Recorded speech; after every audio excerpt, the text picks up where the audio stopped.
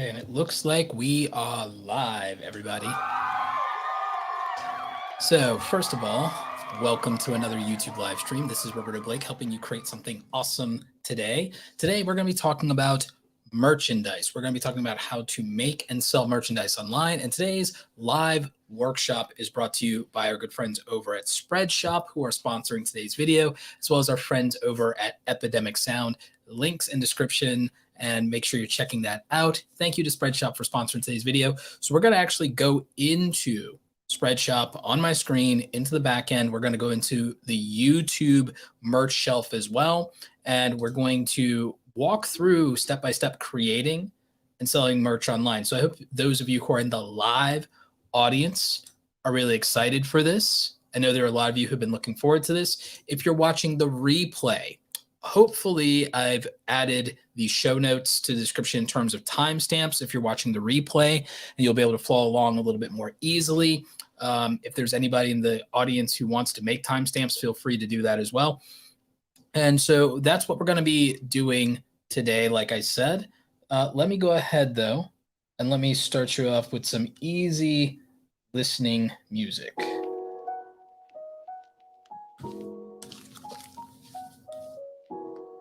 So I'm just going to do that, and I'm going to also queue up my screen here so that all of you can follow along with what we're doing.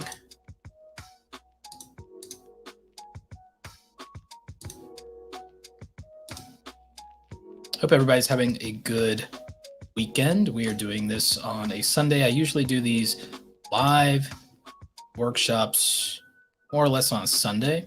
So here you can see Spreadshop, and oh, here's this guy, sponsored by Spreadshop.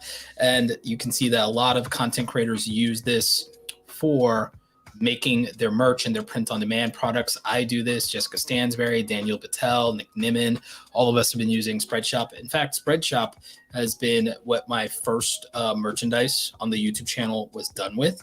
And then we moved to Teespring for a while. A lot of you liked that, but you weren't happy with the shipping options.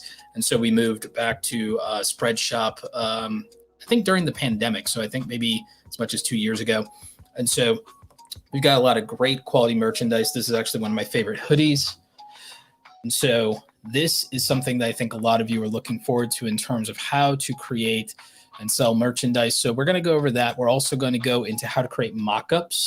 You can see here that I have a bunch of mockups done. I did not take these shots. These were generated. And so we did that with placeit.net. So I'm going to be showing you guys more than just super easy beginner stuff. I'm going to actually walk you through more or less the full process of making and selling your merchandise. And so we're going to be, in Spreadshop. You can see my products here. So we have a variety. We have both men's and women's here, and we have some really cool stuff in terms of the Creator t-shirt, the Create Something Awesome t-shirt, the Create Something Awesome Today t-shirt that goes with the podcast, and so on and so forth. So we have a variety of products, and there's a lot of different things you can make and do with Spreadshop. There is definitely variety there. We're going to go over a few things like, optimizing your stuff in terms of quality. And I'm going to talk to you about some of the apps you can use to make and design your merchandise. And then also I'm going to talk to you all a little bit about how, if you're not a graphic designer, the thing is you can go and you can find people on Fiverr to help you with this. And it makes total sense to do. I have a link in the description below for anyone who wants to find freelancers over on Fiverr as well. But in terms of t-shirt design, that is something that people do offer, and you can find people who do good work when it comes to this. So there are definitely options. I mean, if you take a look at this, there are options, and you can get reasonable things done. I do think you should, if you're not a graphic designer by trade, I think you should invest into decent designs for your merchandise. Here's the best part about Spreadshop, y'all. Spreadshop is free. It's free to use. So there's not really an upfront cost except for paying for your designers or for your design software, or if you're using, Canva, there are things you can do with that. But I would definitely recommend like Canva Pro. You might need to buy some software. So, I mean, let's start with some basics. Let's start with covering some basics for y'all when it comes to doing this sort of thing. Let's start with the absolute basics. What are you going to need? What are you going to need in order to make and sell merchandise? So what you're going to need is you're going to need some kind of software that can help you design your products in the first place. I recommend either Adobe Photoshop or Adobe Illustrator.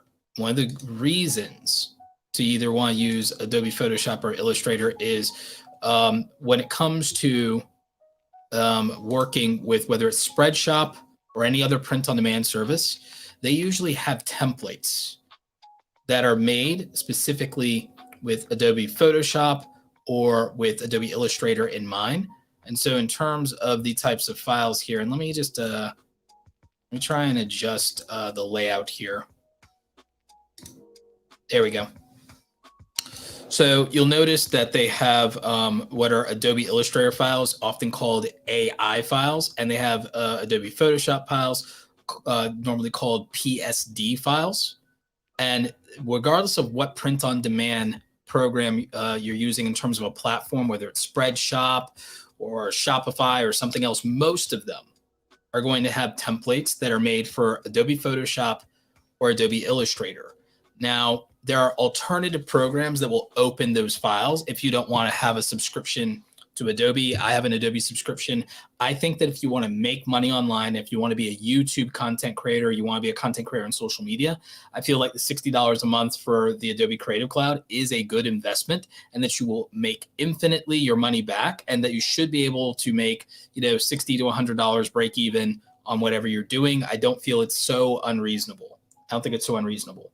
The good news is with Spreadshop, that's $0 up front. So then in terms of your design software, well, it might be Illustrator or it might be Photoshop, at least to be able to take advantage of the templates.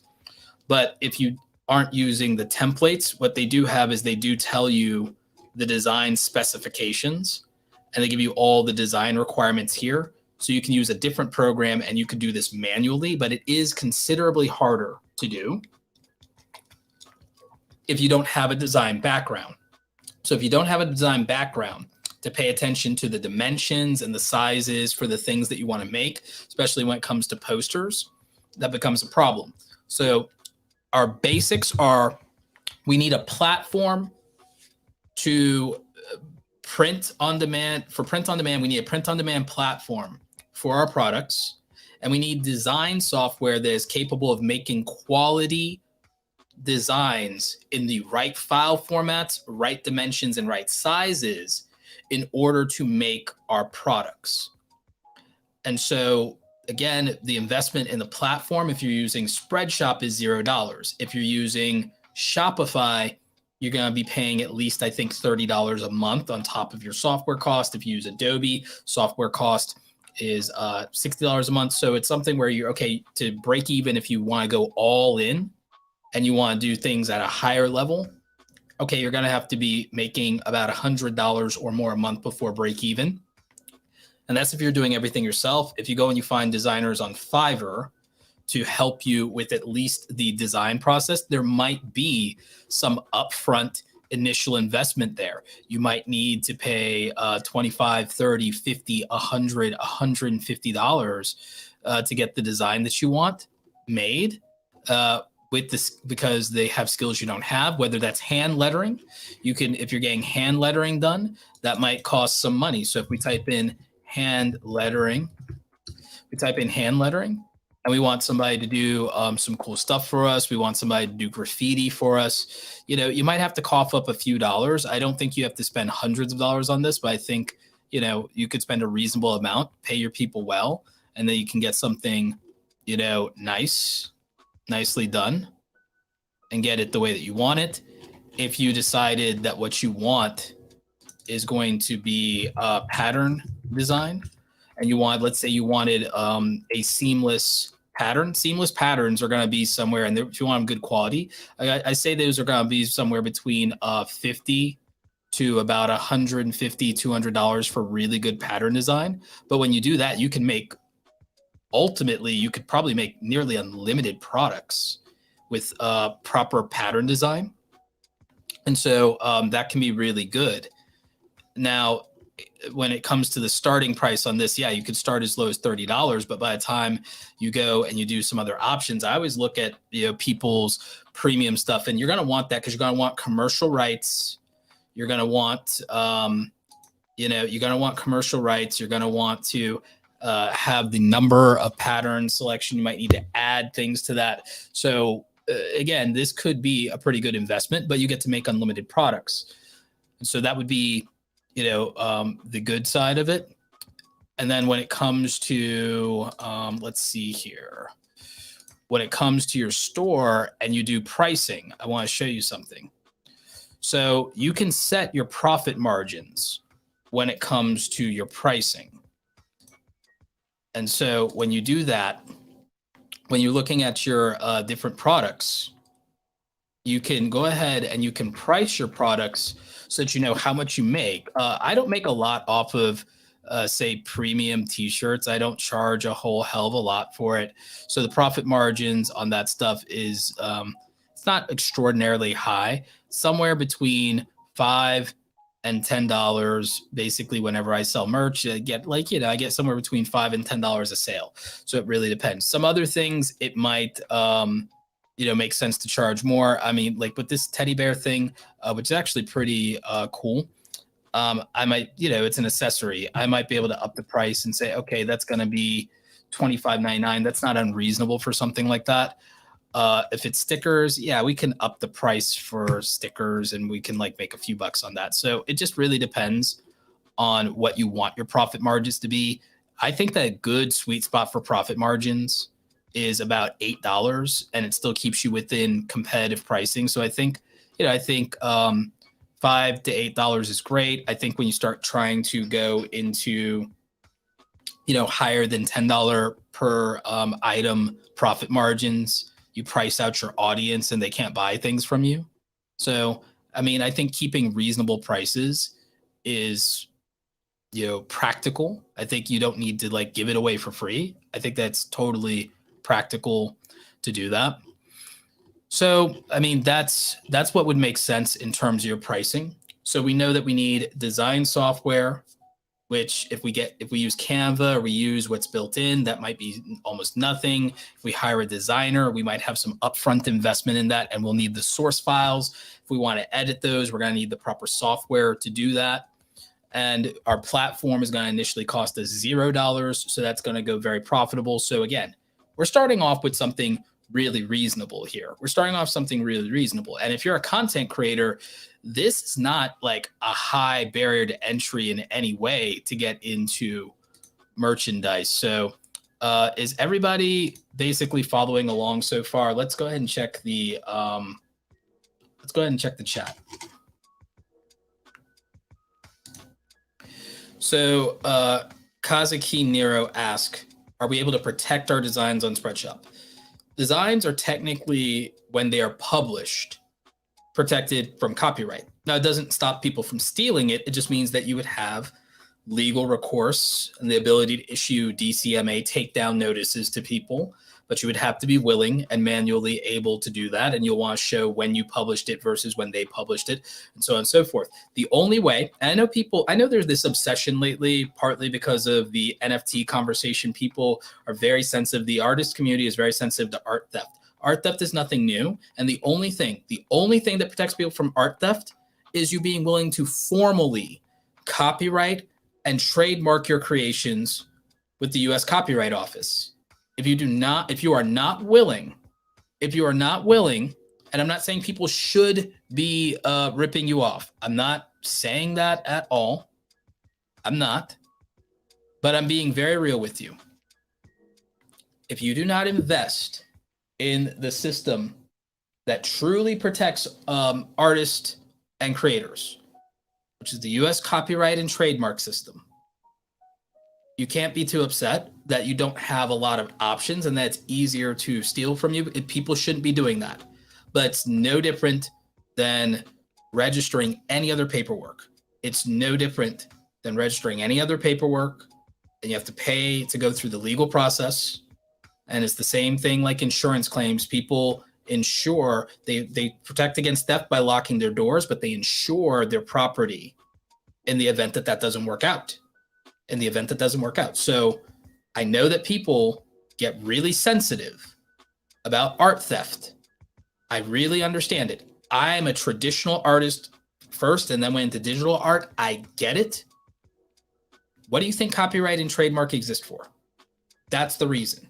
You're free if you publish something. You are technically, when you publish something, it's copywritten, but it's your responsibility to issue a DMCA takedown notice. And the thing is, you have more enforceable power if you've filed a formal copyright or trademark.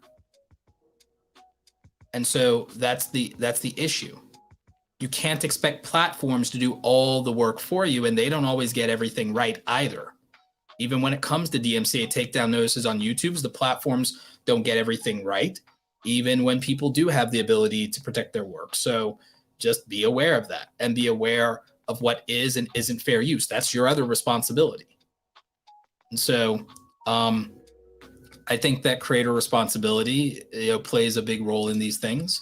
And I think that a lot of people expect it to be done for them, but that's not how anything really works, and it's wildly impractical.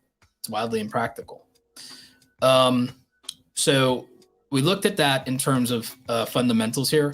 Here's another thing. A lot of people take for granted the idea of they don't create any way to promote their merchandise in social media besides, oh, here's my link or whatever.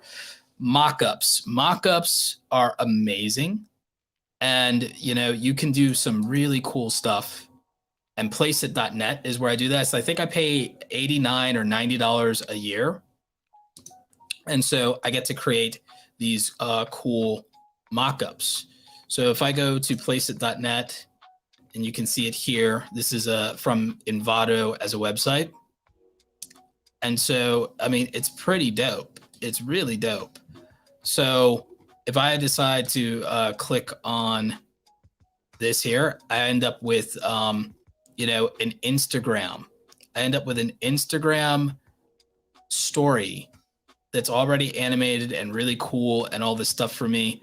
And it's using text, and this is already like kind of pre-designed. If I didn't want to do that though, I can upload my own image and I can have that stuff all good to go. So that's pretty cool that you can just go ahead and you can have that. Now, what I like to do is I like to go to apparel, and then let's say it's apparel and it's hoodies. And let's say I like the look of this model. I'll just click on this right here. And then insert image. So I can upload from my device, which is going to be, in my case, it's going to be my computer. I'm going to upload Creator V1. So we're waiting for that to upload. Did it take it?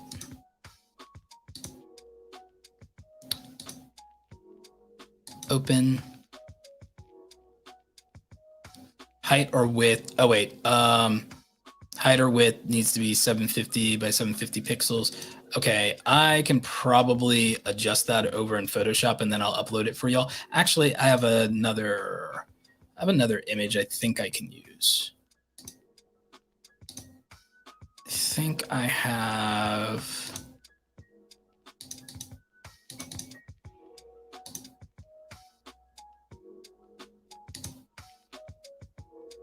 Yep. So I'll use this one. Right, I'll use this one. This is from Zenbuster. This is a yin yang type symbol. So I went with that. I can change the color of the hoodie and make it really zen. I can change the stage color here.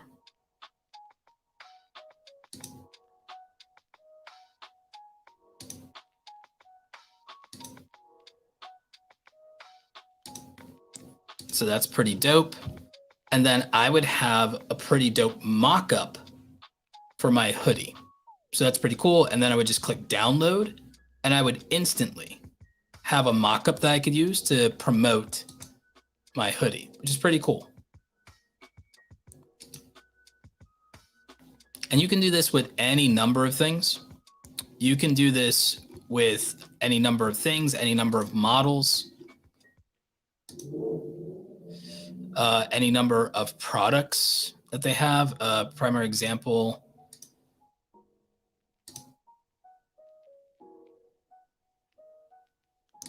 Do this and boom, instantly I have this in a mock-up immediately. So this is pretty cool. And for those of you watching, yes, the replay, if you are watching live, will be available. We do leave the live workshops up. Less than 10,000 of y'all usually watch these. So by the way, if you know that there are other creators out there that could benefit from this, make sure you're sharing the stream, you're sharing the replay.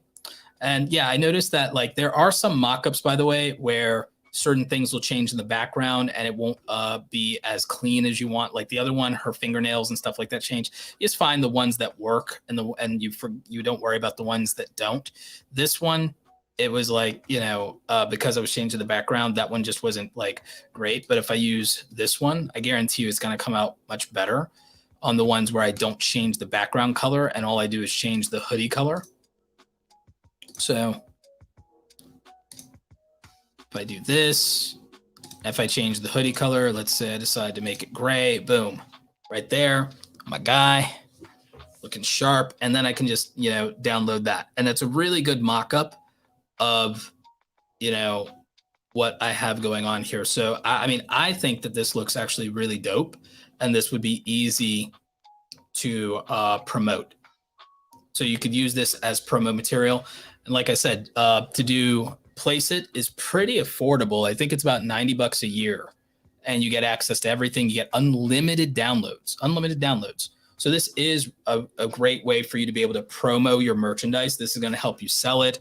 This is going to help you if you build a custom website of any kind, or if you want to promote it in your social media timeline, your Instagram, your Facebook, your YouTube community tab, your Twitter. This is what's going to help you promote and sell your merchandise. And so this is called placeit.net. I'll link it in the show notes. I think I might have an affiliate for this. So that's pretty cool. And then, like I said, with Spreadshop costs $0.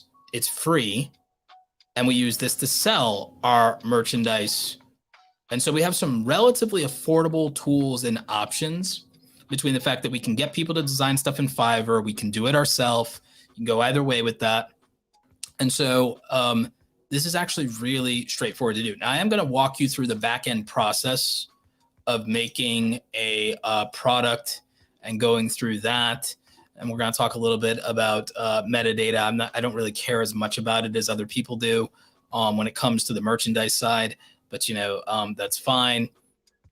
But we will talk about the, you know, the back end of how you use this and how you create and upload. It's actually really straightforward.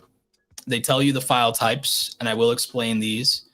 And so that's something that we're going to walk through. But right now, I do want to take a couple of your questions. You know, I do want to take your questions.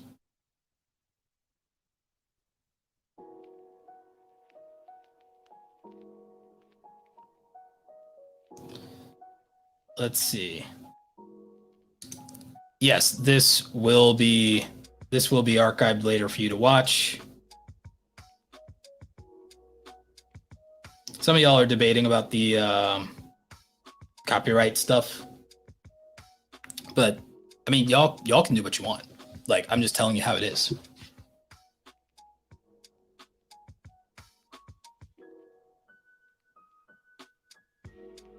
It's possible to fight it without the U.S. copyright and trademark stuff. It is possible to fight it. It's just very difficult, and I think that people get very emotionally invested in it. And I think there's I think that you have to go through the practical ways of doing business. But if you have questions about something other than copyright, because that feels like it deserves its own thing, and we can bring on a panel of lawyers at some point if you all want to live stream about copyright, then we can do that. But in the meantime, I really just want to talk about merchandise. So let's see. Clever Tax says, I use Spreadshop and have not had any trouble. However, my caps and stickers are made locally. And it's nice because I have a lot more control over the designs, the quality, and consistency. Absolutely. There are some people who like to do things locally for that reason when it comes to their merchandise, and they ship it out themselves and stuff like that. Jared Polin did that for years. And so I don't have an issue with that. Deo asked, is fourth wall good for merchandise? I think that they're more of like a Squarespace competitor, is my understanding, when it comes to fourth wall. But I don't know if they're in the merchandise game, but I would have to ask around. It could be interesting. Speaking of which, something I do that a lot of people don't and take for granted, I'll give you a primary example. I'm wearing some of the Create Something Awesome Today merch right now. This is one of the most comfortable hoodies in the world, and because it's Atlanta and it's pretty warm outside right now, like my house is set to like 62 degrees, so it's polar bear weather, especially with these lights. Polar bear weather inside here, so I'm wearing the hoodie.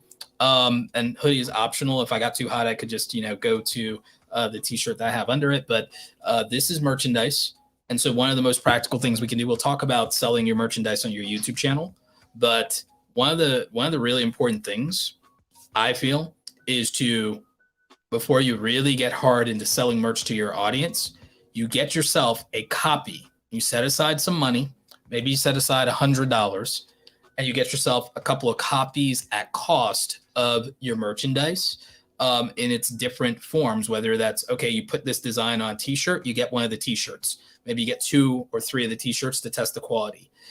You get the men's and the women's. You get the hoodies, you get the hats, you test the quality yourself of the print-on-demand vendor that you're using. At some point, because I literally have sourced from, and I'll probably do a video about this, and one of the wonderful things about working with Spreadshops, shout out to Spreadshop once again, one of the things is, in working with them as a sponsor, they have not prohibited me from making content about any of their competitors. They're that confident.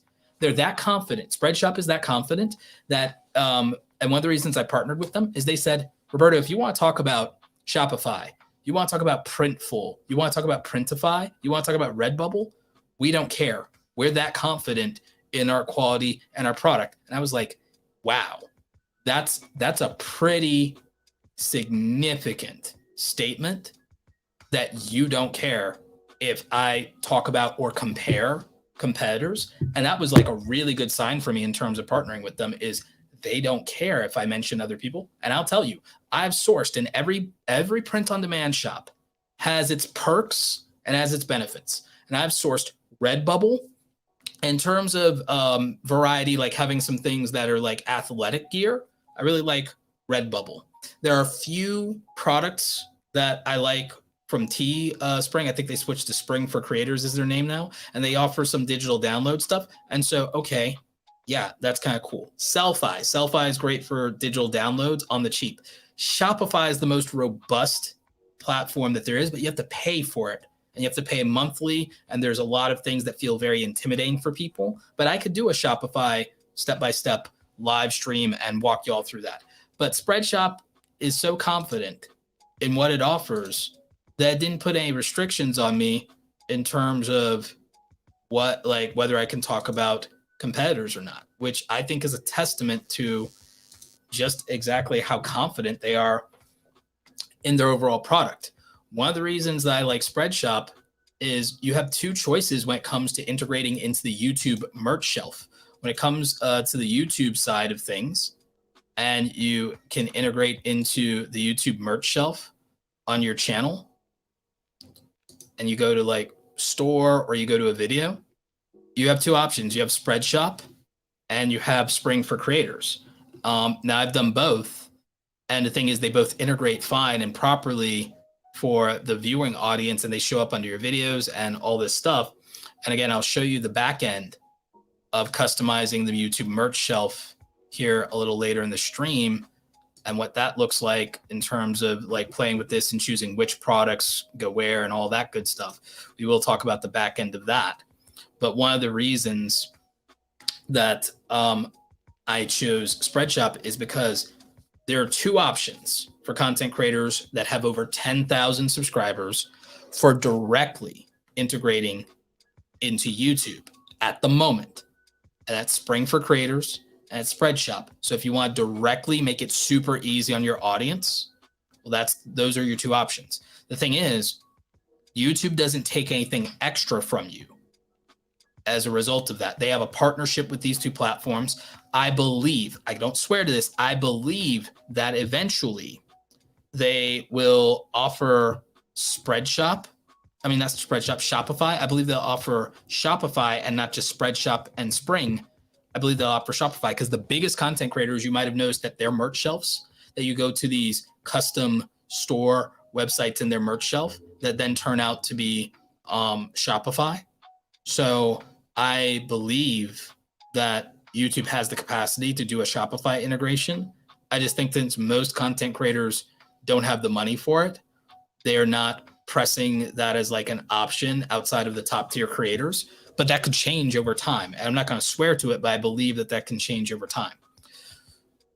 Now, there are reasons why people do choose Shopify. Some people, they want absolute control over what their store looks like. I mean, my storefront is pretty basic here. I haven't done a lot with it. I just mostly said to, hey, let's go and like, here are the shirts, here are the things, let's go.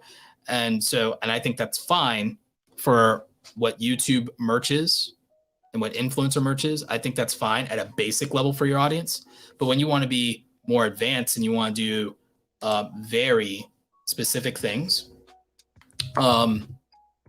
and you want to also have like a custom domain name, you could technically have a custom domain name and do it with this. But like primary example is I have createawesomethings.com.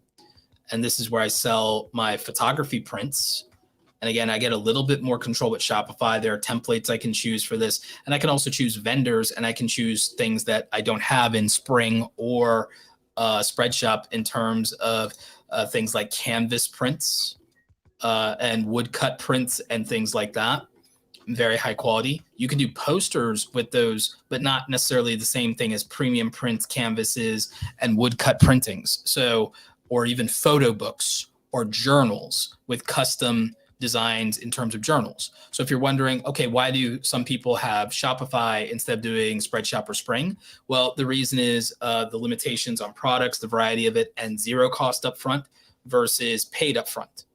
So zero cost versus investment, that's a big difference. And that could be the difference between, again, a content creator that's at 10,000 subscribers versus a content creator that's at 100,000 or 1 million. It might just vary in terms of what they want to do, what they're willing to invest, how far they're willing to go. With Shopify, they might want to literally source the vendors and test the fabrics and go to all these extremes, do some rating comparison and figure out just how ethically sourced all their products are, or something like that, something very extreme. But the resultant difference is that their stuff might also cost more, which is why even for regular t-shirts from content creators, you end up paying like $30 or $34 just for a t-shirt. But again, they're going through a lot more upfront expense and there's more things involved with what they're doing. And they're sourcing, again, they might decide that they want all organic, or they don't want things that are fast fashion, or they want things that are ethically sourced, and you pay a premium for that. That price is passed on to the customer every time when you want to be extra about anything. Now with me, my margins are not super high either, though, because I'm charging relatively little compared to most people, but I'm also picking the highest quality that Spreadshop offers. So when we go back into where I had the margin pricing here, you can see it. There's not like all of this, compared to the base price and then my profit margin. I don't make a lot when it would come to a merch purchase that any of you make.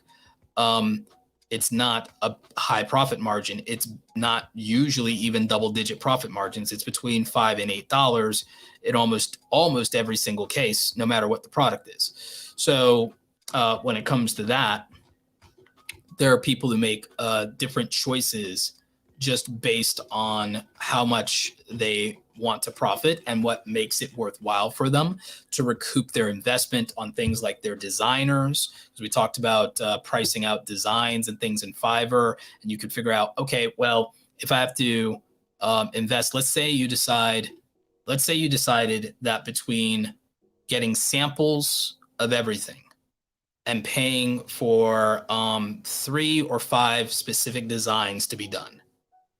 Let's say that you invested and you did some other stuff. You did some mock-ups, you did some photography, you did a little bit of marketing. You didn't even spend money on ads. Let's say you wanted to go all out and you wanted to make some great merch for your audience, and you spent $1,500, which for most of you watching, that's a lot of money.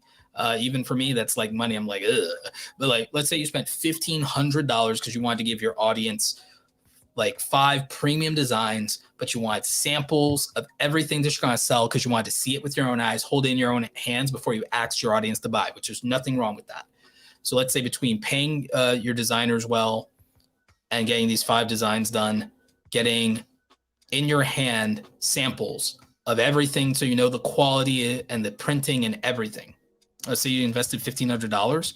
Well, with the average merch sale netting a very minimal profit of between $5 and $10, when you spent $1,500, before you if your profits are $5, you're going to have to sell 300 of these to break even on your investment. So the thing is, if you don't have 1,000 true fans that'll spend money with you, spending $1,500 and you need to make $1,500 back, if you don't have 1,000 true fans that'll buy, and you've got and your profit's $5, $5 gives you $5,000. You spent $1,500. Your profit margin is only $3,500, which means great. You made back the money you spent, and then you made a little bit more than double after breaking even. So it's not an indecent amount of profit, but that doesn't move the needle much for you as a creator. But the thing is, I'm not saying that merchandise can't ever move the needle. I'm just showing you the difference between investment and profit margin and cost, and you just understanding what that looks like. And that's if you just did that one merch drop a year. Well, what if you're also paying for all your Adobe software, where that's $50 a month? So you might be, you might not count that though, because you're spending that as a content creator anyway for all of the things. So just be aware. And again, most people will not invest $1,500 into making their merch or anything like that. That's that's a different tier. Those are creators who are really invested in the idea of creating products for their audience and merch. And there are other ways that are more practical to make money. But if you want to have your audience have product from you, then this could be a way. Now, if you have enough different items and things for people to buy, and they buy a lot of stuff, then it could be lucrative and you could make good money on it if you have 1,000 true fans, and if they're all buying more than one thing, then yes, you can make decent money off of merchandise if there's enough of it for them to buy and they're invested in being part of the community. So that does matter. I have some people asking if we have mods. There should be some mods, but I could always theoretically mod a few people up if we think we're having problems or rudeness in the chat. So let's see.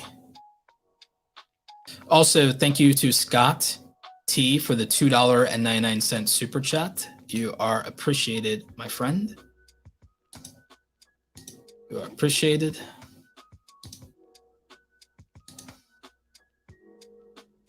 Let's see. There should be some moderators. I can mod a few people. So we're going to mod Roslyn. Monique, no, YouTube does not take a cut from the referrals from your merch shelf. It does not do that. It does not take a cut.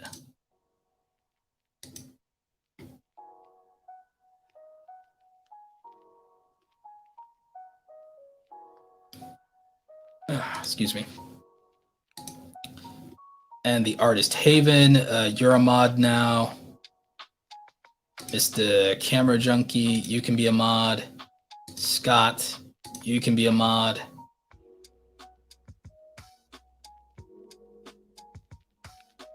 Yeah. I think that's probably enough mods to cover anything that Might be a problem there. So let's get back to the stream. And I want to pop up Monique's question. Because, yeah, Monique had a good question. Does YouTube take a cut from your referrals merch shelf? So actually, YouTube does not take a cut from the referrals merch shelf. YouTube does not take a cut. You get straight up whatever the profit margin is that you set up in Spreadshop or whatever platform you're using. But in this case, we're covering Spreadshop. So YouTube takes a cut on almost everything. It does not take a cut on that. Mega Man says, hey, and your prints look great. Thank you. Yeah. For anyone interested in my wildlife photography prints, my wildlife photography prints are at createawesomethings.com. That is createawesomethings.com. That is where you can find my photography prints. And in terms of my merchandise, you should be able to see that below this video in the YouTube merch shelf if you're watching on YouTube. And if you're watching anywhere else, you should be able to see that at robertoblake.com/shirts. So Rosalind says, I think the hardest part of selling merch is what design to even sell. Yes, let's talk about that. And then we'll go on to how to actually upload your designs and how to publish them. So let's dig into that real quick. So when it comes to what designs to even sell, the main thing is to focus on something that is related to your community. The reason that my creator hoodies were like my most successful merchandise product ever. I sold, like, I actually had a really, like, I did all right with merch, but I didn't really promote it. And I'll tell you how to promote it. And then a client of mine that I'm doing a podcast episode with, a coaching client, he sold $500,000 worth of merch in a year. $500,000 worth of merch in a year. And we came up with a strategy for that together, and it worked out really well. Now, most people can't do that. He's a huge YouTuber. He's about 1 million subscribers. So don't get twisted. He's about 1 million subscribers. He had over 2,000 fans and that bought stuff, and they bought a lot of stuff. They bought, on average, $200, $300 worth of merchandise each, because they were the type of people that are going to buy 4 or 5 really products 3 at a time, and they're going to buy multiple drops. And he did multiple drops. That was another part of the strategy that we'll talk about. We'll talk about the marketing. We'll talk about merchandise drops. We'll talk about those things. We'll talk about pricing a little bit more, because I want to cover some fundamentals. This is why we do the live workshops, because I think these are lectures. These are just basically, you're getting free courses. Basically, you get free courses when you show up to the live streams, which is another good reason to support with Super Chat if you want to do that. Switch up the music.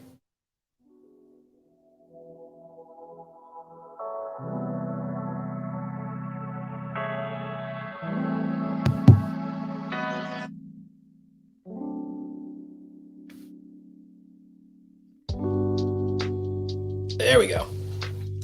But yeah, if you want to support the channel, you can definitely do that by either super chatting, or you can click on our sponsor Spreadshop, linked in the description down below. Sign up today for $0 for free, and you can start making and selling your own merchandise. But yeah, hardest part of selling merch is what designs to even sell. If you know your community and you make something really dope that's about them instead of you, you will do better with selling merch. It is really hard to sell merch when you just slap your face or your logo on it and you're not a famous YouTube content creator or a famous Twitch streamer or a famous Instagram influencer. You got no business trying to be Nike and slapping your logo on something. You got no business thinking that you're Shaq or Kobe and can slap your face on it. It doesn't work that way if you're not famous.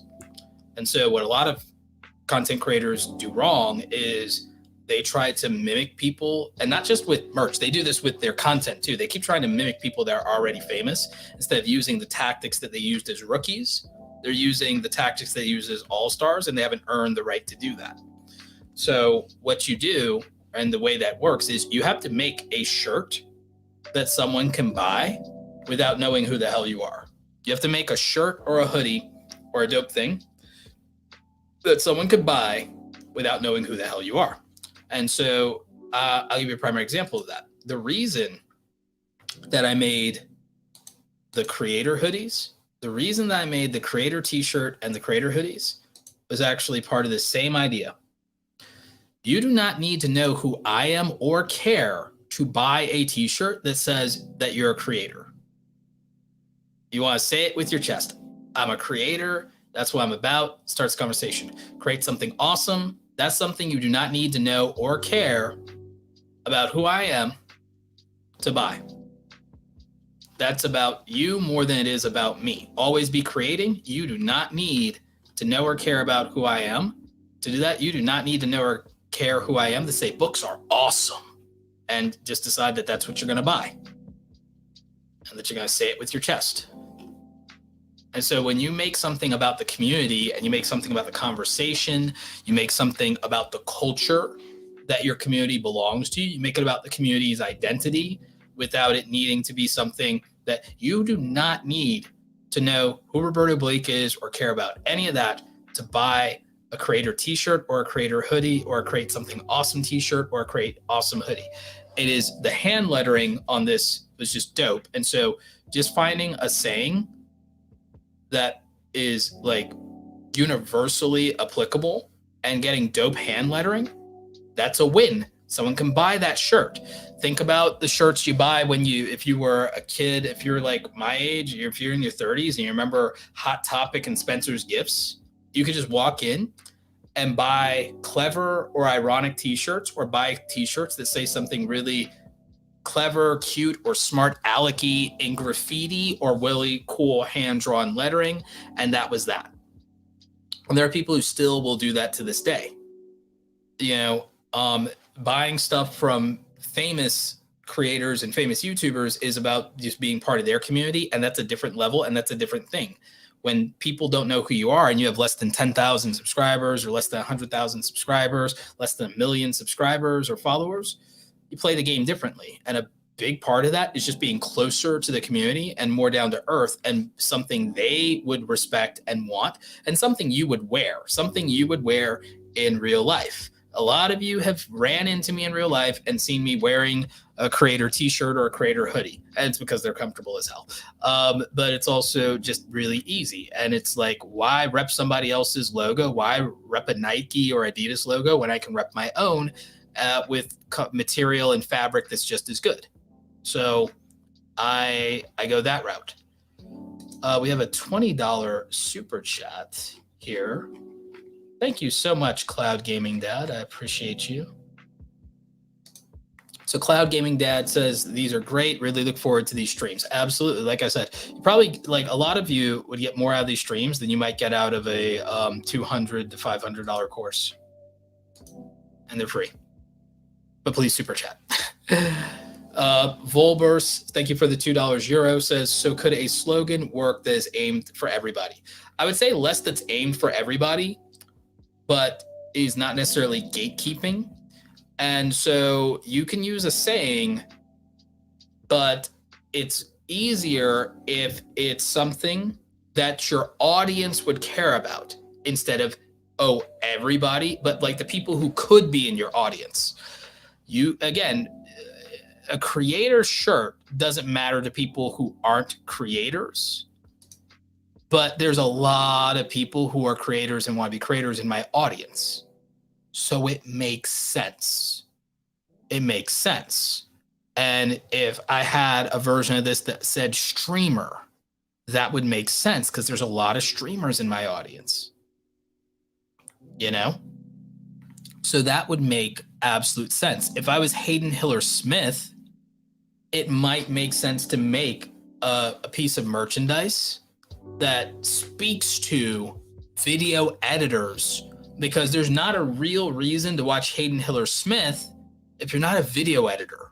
It's just like Jared Polin. Jared Polin's t-shirts say, I shoot raw. That is only really applicable to photographers. So he made something that photographers, because RAW versus JPEG in photography is a whole rivalry. It's a whole controversial rivalry of RAW versus JPEG shooters.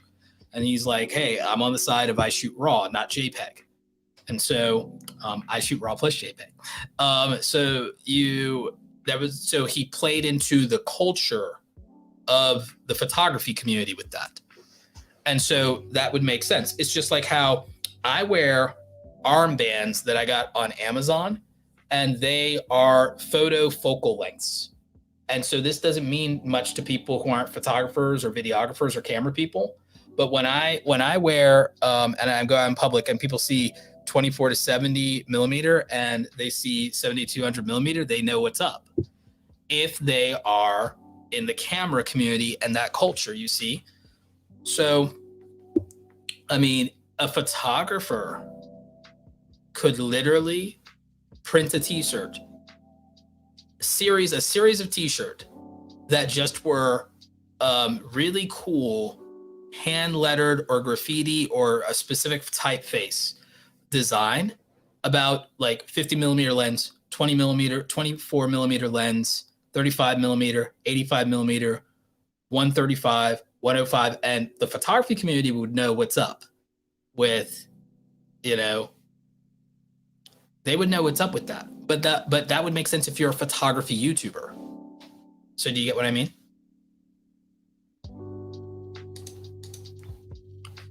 Madi Gill says, should I start a YouTube channel first before I start selling the merchandise? I mean, it's really hard to sell anything if you don't have an audience to sell it to.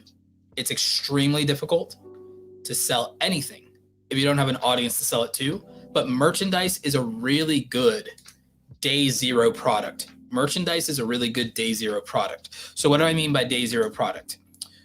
When you want to monetize on YouTube, it takes a minute to get the 4,000 hours of watch time and the 1,000 subscribers to start making ad revenue, to start getting super chats, to do all the in-platform monetization things.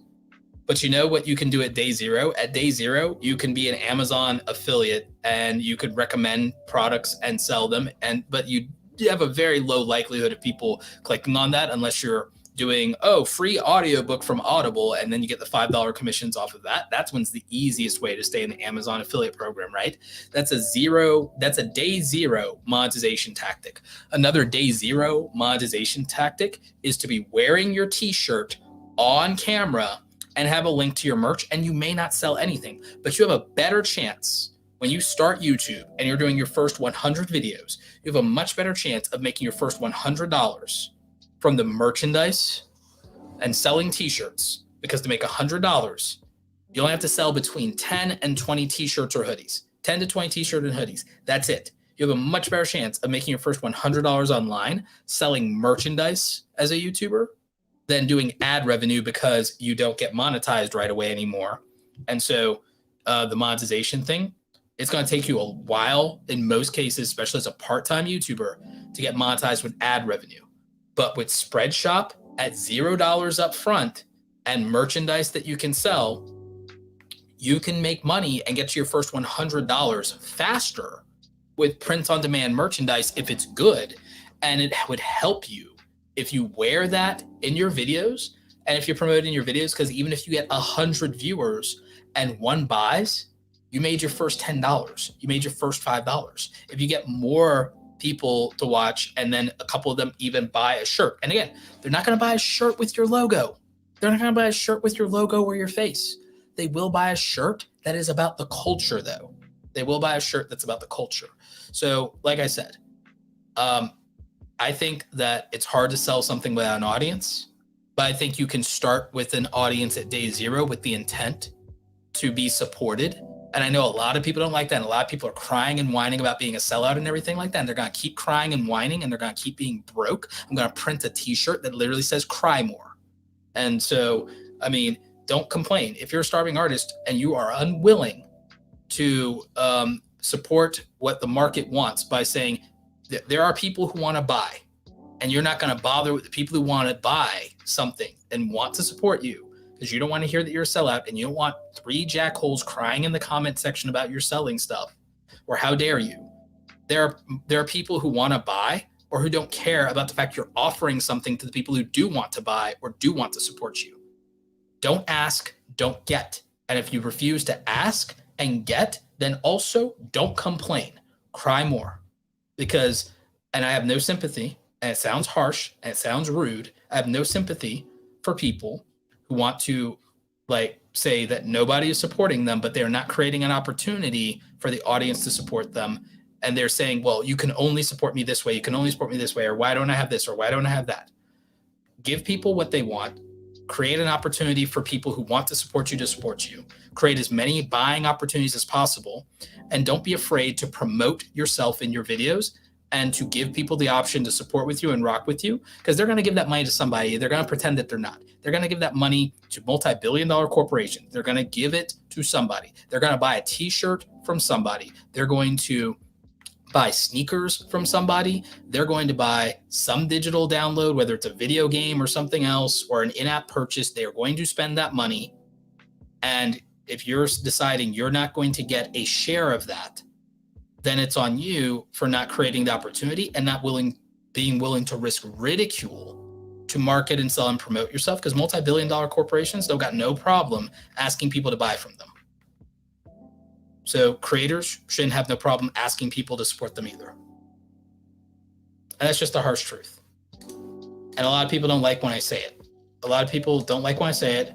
There are people who say, oh, sell out, or, oh, like, what about creativity for creativity's sake? It's easier to do creativity for creativity's sake when you're not broke and struggling. It's a lot easier. I've done both. And I will tell you, it is a lot easier to make what you want after you've given enough people what they want. It's a lot easier to get to do what you want when you want to do it.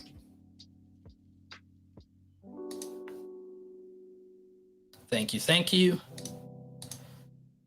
Enjoying the beautiful education here. Thank you. Appreciate that. But yeah, so one of the things I will tell you is that with your shirts and your merchandise, you should be wearing them. If you don't have a sponsor, you can be the sponsor of your own videos and you could be promoting your shirts. And one of the things that you could be doing is, remember how we talked about Place It and we talked about creating these mock-ups in Place It?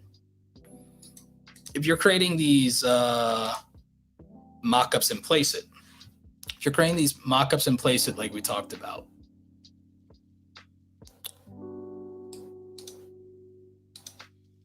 then you have all these opportunities to market your stuff, whether it's, and they'll let you do all kinds of things. I even do this for my digital products and stuff like that. But you can create all these dope mock-ups and Place It for physical and digital products, and then you can market and promote them. And again, they come out really good. I really like how a lot of these came out. Like, this is a really good one. And again, you can just like click on them, you can download it, and you can just make whatever your merch is. You just have to upload your logo. And like I said, if we go right here, grab this, and then you just have something that looks great that you can use and you can put in front of your audience. You can slide that onto screen. You can animate it. You can just make yourself a little mock ad placement, and you can promote your own merchandise in your videos and be your own sponsor. And you can do a 15 or 30 second plug for your own thing. A 15 to 30 second plug for your own thing in an 8 to 12 minute video is not a big deal. And if people like want to dip out because of that, okay, so what? Because when you sell a handful of these, if you have some people dip out, but you made 10 sales off of doing that in the first week, you just made an extra $50 to $100 that might help you pay a bill. And a lot of you are not willing to do that because you're scared of people criticizing you. But if in the first week or in the first month, you make a couple $100 selling a few extra pieces of merchandise and you didn't have to like spend a lot of money up front to do it, then that's going to be really good, and it could add up and it could really help a lot of you out. And then you still have the opportunity, once you do get monetized on YouTube, to have ad revenue. You have the ability to have ad revenue once you get monetized on YouTube. And again, at day zero, you could be, doing Amazon affiliate, and you could be making commissions off of that. And then all of a sudden, when you have your merchandise and you have a bunch of videos out and you've plugged your merchandise, all of a sudden, making an extra $20, $30, $50 a day is not so impossible when it's like, oh, if I want an extra $50 a day, Well, that's 5 or 10 sales of my t-shirts or hoodies every day. And you have the internet to hustle that. You have social media, you have YouTube evergreen working in the background. If you have a couple hundred videos out there plugging merch and they're getting a couple hundred or a couple thousand views, 1% of the people buy, 1% of the people buy, that's a couple sales. And then life gets, a little easier after a while once you have that going on. It's an opportunity. And then you got ad revenue potentially. Now you might not be making as much on ad revenue as you do on the merchandise. So for a lot of people, that's true. And if you also have your merchandise numbers and sales, and you have your product sales, maybe you can take your product sales and your affiliate sales, and it might be easier to get more money out of a sponsor when you can show them that your audience will buy something from you. So if your audience is buying from you, it's actually going to be easier to get sponsors down the road because you can say, I do numbers.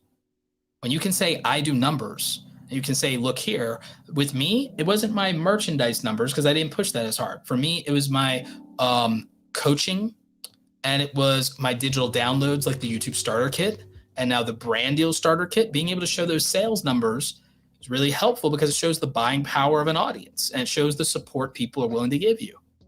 And that's powerful. When I can sell a $99 digital download, it's really easy to convince a brand that, hey, I can help you if you support me, because if my audience buys a $99 product and you sell a $20 product, what do you think is easier for me to sell?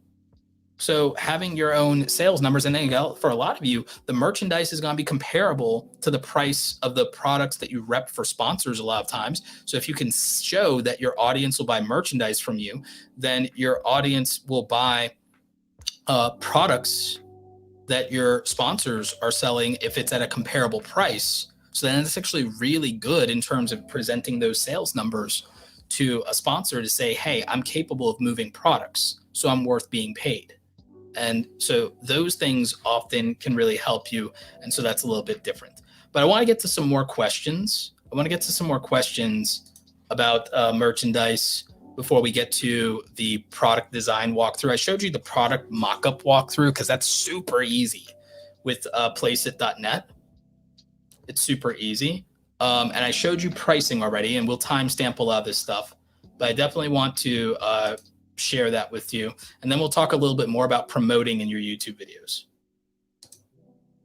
Someone says, that's so true. Many graphic tees I buy have a message that resonates with me. Absolutely. Absolutely. Or it's something that just looks dope. I mean, I think a lot of you would probably buy this yin yang hoodie that I had made up. Like, I think a lot of y'all would buy that. Plan with Teresa says, great content as always, Roberto. Hopefully in the future I can implement some of this when I have an audience. Yeah, build an audience. Absolutely.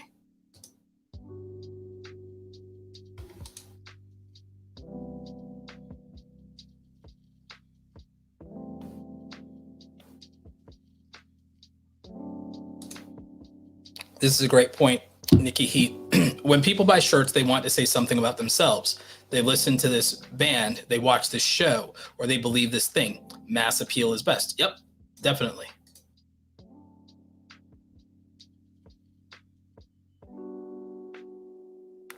Absolutely. Yes, kids do love shirts with sarcastic sayings. Absolutely.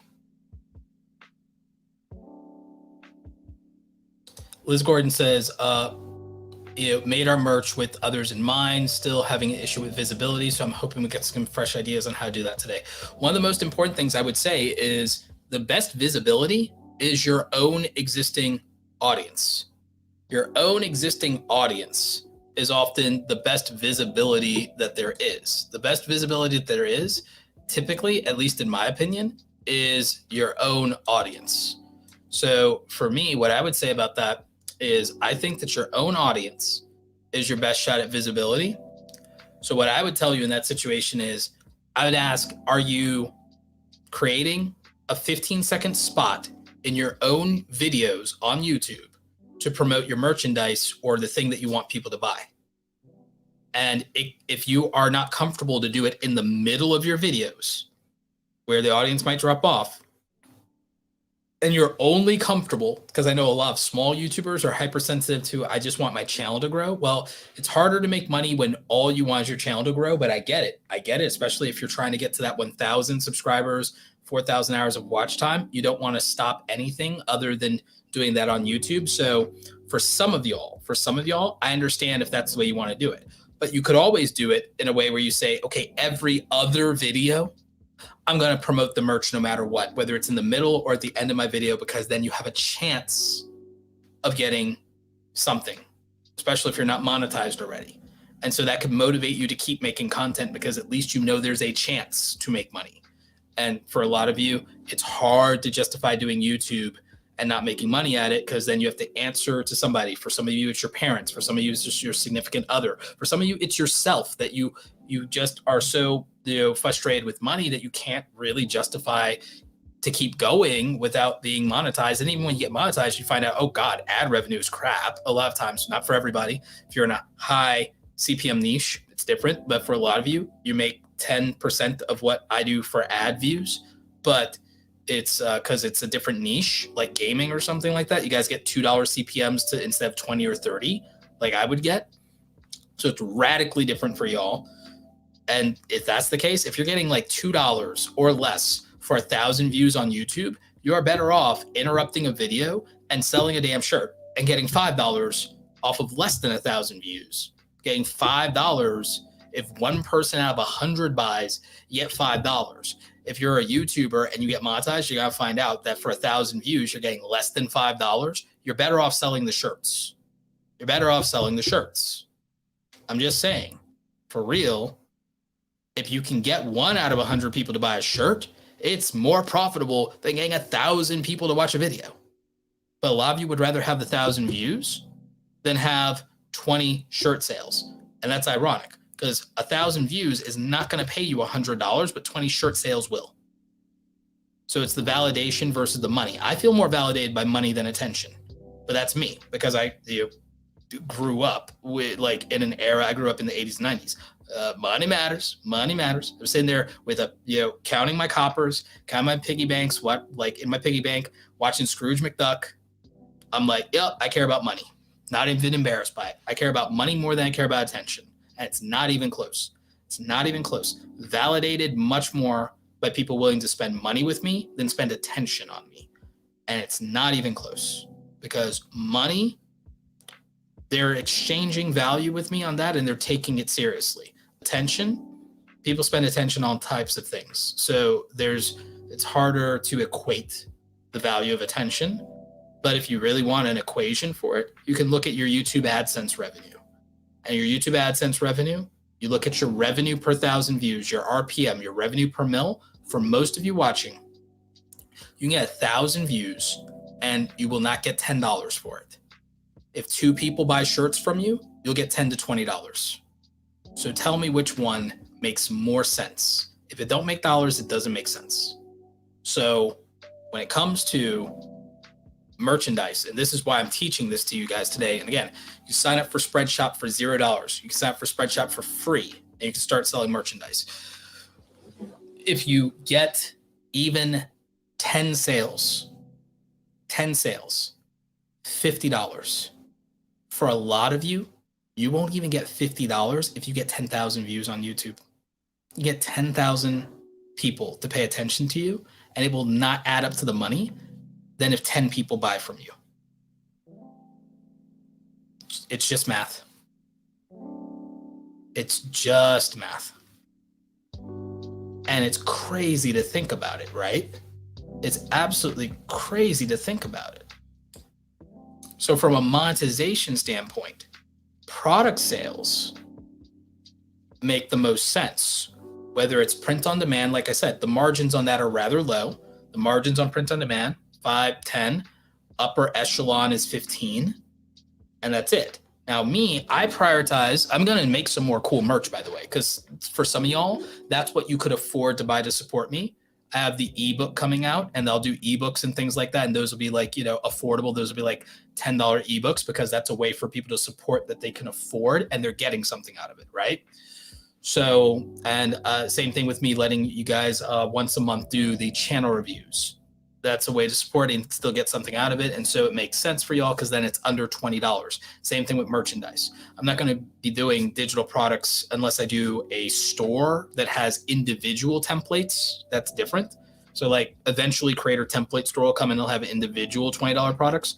But in terms of that, that's a different form of merchandise. That's digital merchandise, right? Digital product sales. Digital products, my main digital products are like $99. And that's where I start. And that's the lowest I go. And it's practical, but not everyone can afford it.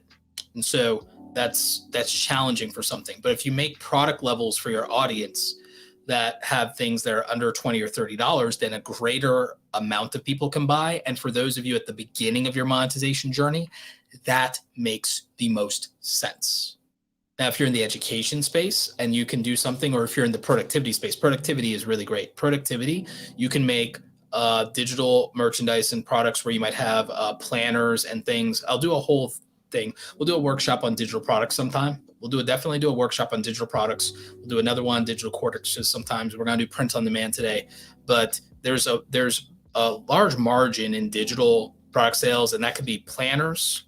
That could be workbooks. It could be any number of products. I'll do a video on it. Maybe I'll do a video this week on digital products exclusively, just as a roundup video, like, 6 digital products you can sell and actually make money or something. But for a lot of you, you'll make your first $100 faster selling something to your audience than having a larger audience because of the way that YouTube monetization works versus product sales works. You start selling merchandise without the audience. I think it's hard to sell merchandise without an audience. It's hard to not have somebody to sell to.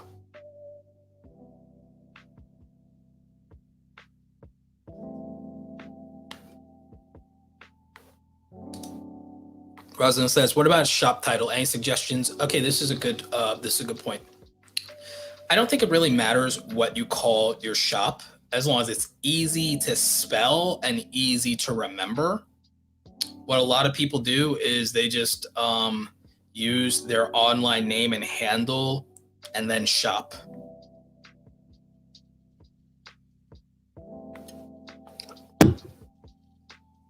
Nikki Heat says, if you're willing to buy locally, you can purchase them in bulk, $6 to $10, then ship on your own. That's a lot of work and it's a lot of upfront cost, which is why most people don't do it that way. And that's why I recommend Spreadshop, because it's just going to be less work and it's going to be less upfront money.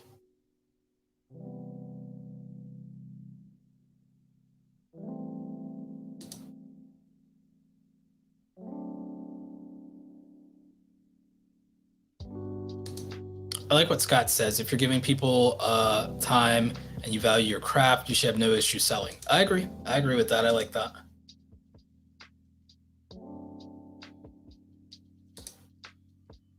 Cloud Gaming Dad is where Roberto is one of the most transparent and candid creators in the game. Thank you. I really do appreciate that. I do appreciate that. I mean, I just really am very straightforward. I don't have time for the nonsense. I'm 38 going, or I'll be 38 later this year. So I'm going on 40. I don't have time for the nonsense. I tell it like it is.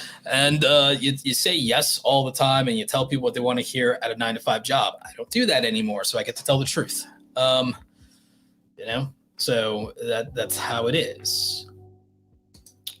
Chaos Tune says, can confirm on Amazon Live and brands want to see sales numbers. Yes, they do. You can use the sales numbers from selling your own products or selling affiliate to boost your brand deals.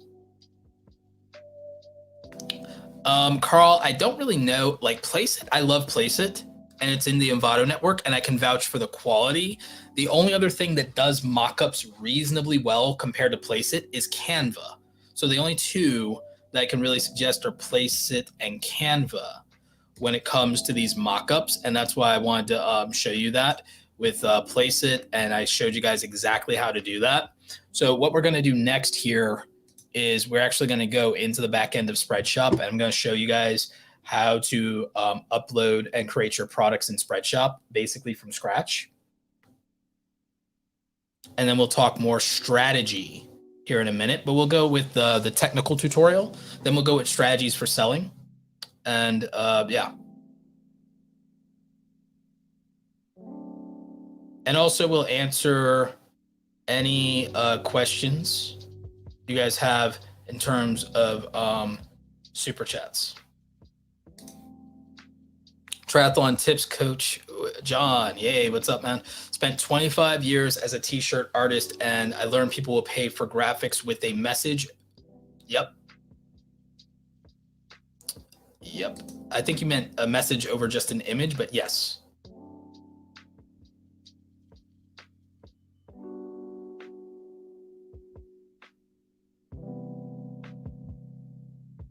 Money over attention. Yep, I agree. It's funny. Book sales. I have a book coming out. We talk about book sales. The margins on selling books, any of these books on my shelf, the margins on selling a book are the same as the margins on selling t-shirts. At the end of the day, even if you do it with Amazon or you do it with Ingram Spark or whatever, your profit margin is basically the same selling books as t-shirts. There's more clout in selling books, mind you, and there's more prestige, and being a bestseller matters, but the profit margin is the same. The difference is whether people value representation versus utility. So books, you're selling utility. When you're selling merchandise, you're selling participation and representation. And so that's different. But from a margin standpoint, they're even. But the difficulty and investment in getting a good ebook done, both between the layout design and the cover design, it's cheaper to pay somebody to design epic level merch than it is to get a book cover design. I say that as a graphic designer who used to do it.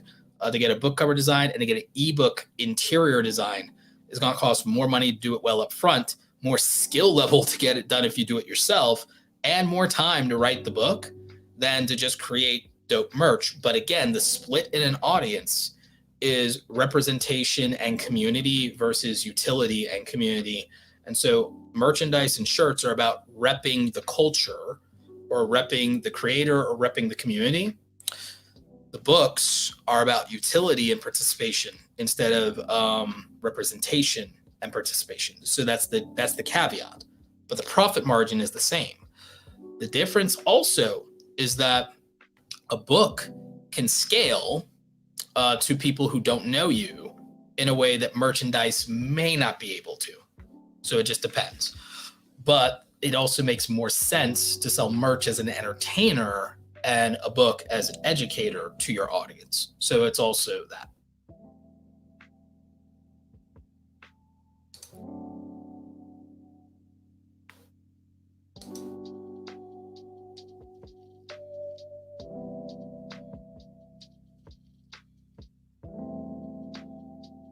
Creative Market has a lot of mock-ups too. Okay, so yeah, definitely check out Canva does, Placeit does, and Creative Market. Yeah, so we'll definitely do a workshop. I've seen a lot of comments here. We'll definitely do a workshop around digital products, and I'll do some content around that. Stacy does have a question, and then we'll go, and it fits with us going directly into the back end of Spreadshop here. Stacy asks, how can I find out which t-shirt brand drop shippers use? I like the look and the feel of Gildan or Fruit of the Loom shirts. So the good news is in Spreadshop, they actually tell you, and you can look it into their website. And the same thing, if you go through Shopify, you can look at Printfy and Printful, and they will tell you, and you can pick and choose which ones you want for your merchandise.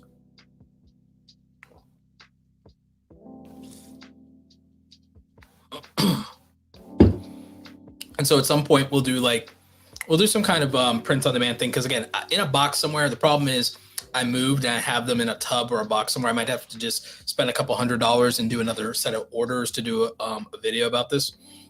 But I ordered a bunch of stuff from like 5 or 6 print on demand vendors. I think it was Printful, Printfy, Spreadshop, Spring, Redbubble, and I think there was like one other one that I looked at that was popular. And I bought a bunch of them. I was going to compare, but I put that tub somewhere when I moved and I never got around to making the video, and I haven't found it from unpacking the garage yet. But at some point I will do like a print on demand style video that breaks down quality and prints and like stuff like that. But yeah, let's go into more of the back end of Spreadshop here. And let me, wait, I have to log in again. Which is fine. Not a robot. Log in.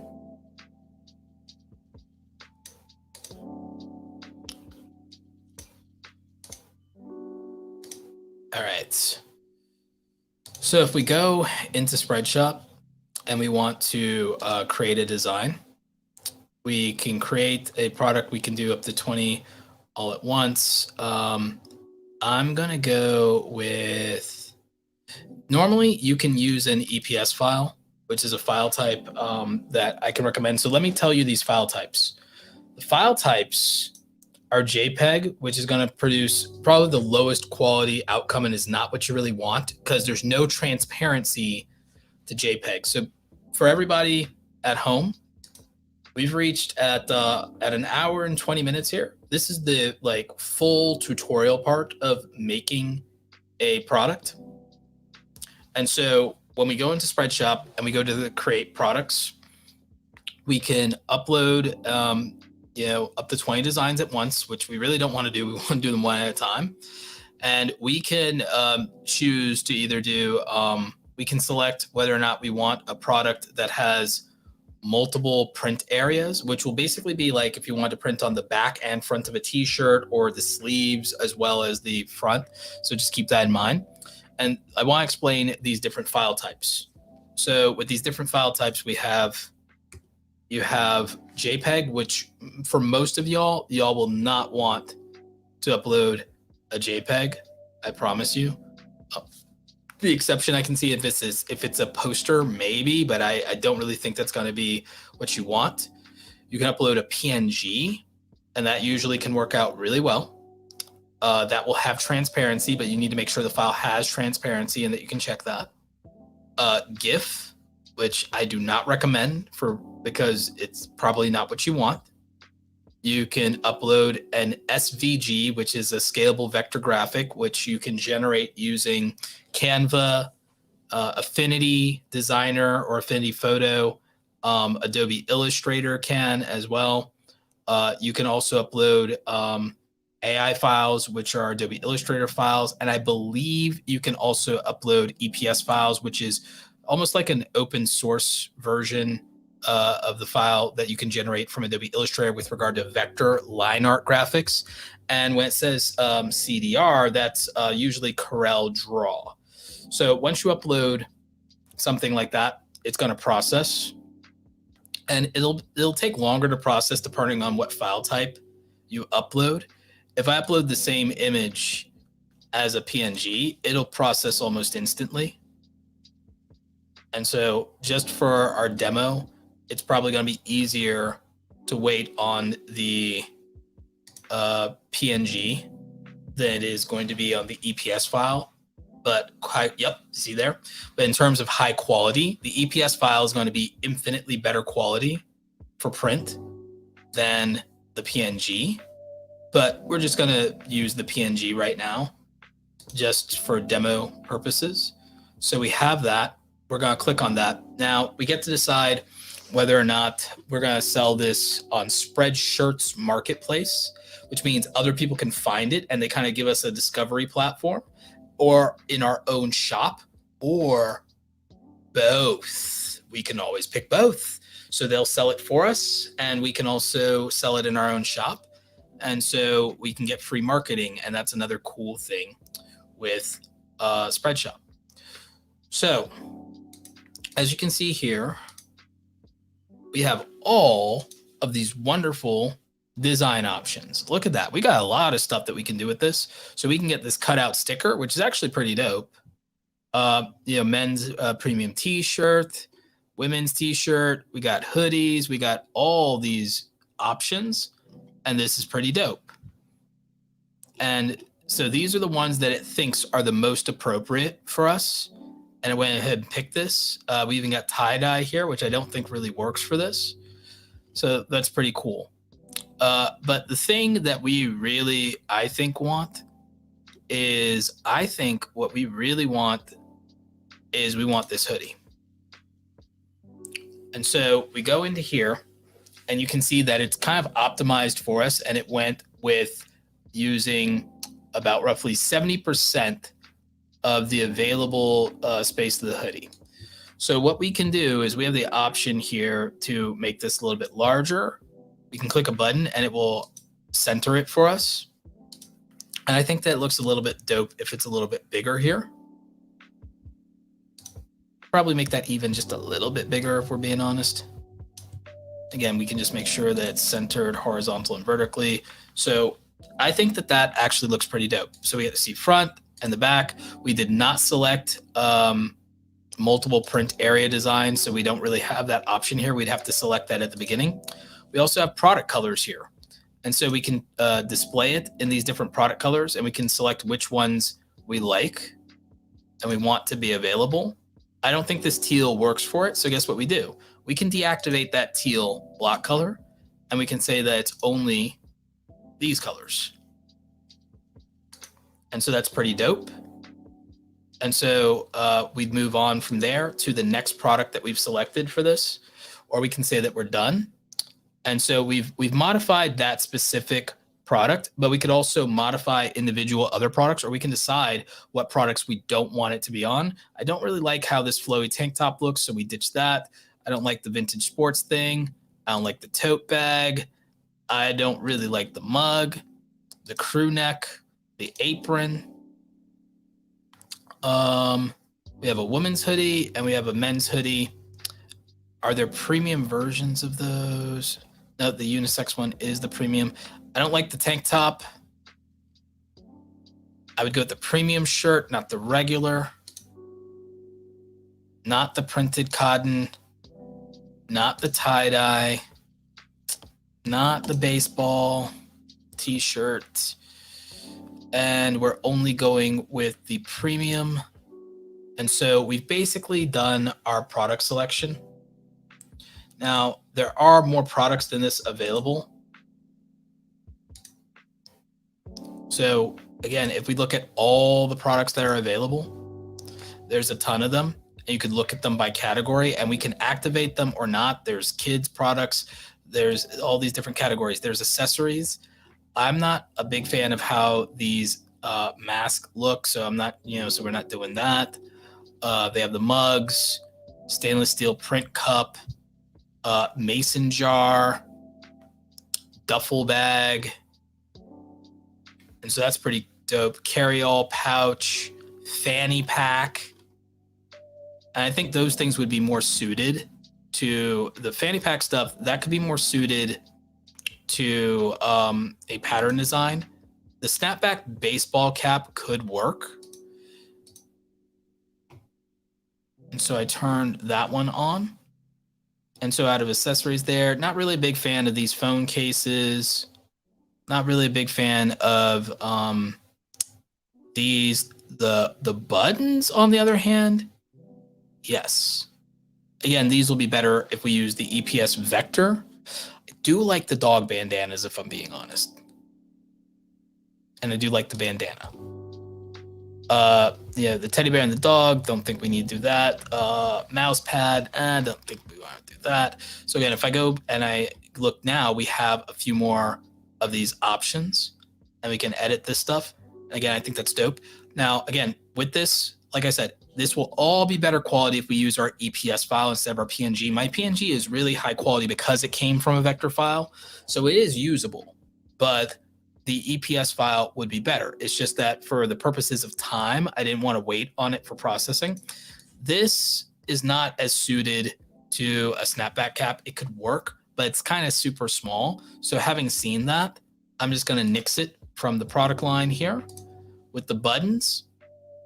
Look at the buttons. This is actually pretty dope on the button side as it is. And I can make it bigger, and yeah. And so that's actually kind of dope. Next product. We got bigger buttons. All right, making it bigger. Like it. Dope. Done. Dog bandana. I kind of like it just as is. I think that's dope. So, yep. Regular bandana. I think that's dope as is. So that's a go. If we wanted, we could do something where it tells us what our printable area is. Again, with patterns, you can do different things with this, but it's like it gives us really good. It tells you the design size, so you could work with that. So again, I really like this as is. So done and done. And so, we could go.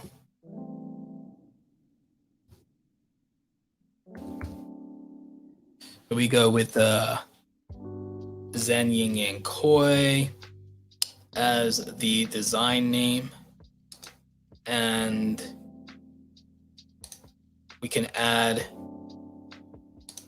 some of these keywords here if we wanted to. We want to associate this with me. We can add my name if we want to do that, if it matters. I don't think you have to go overboard with these with tags, to be very real with you. For a description, I'm just gonna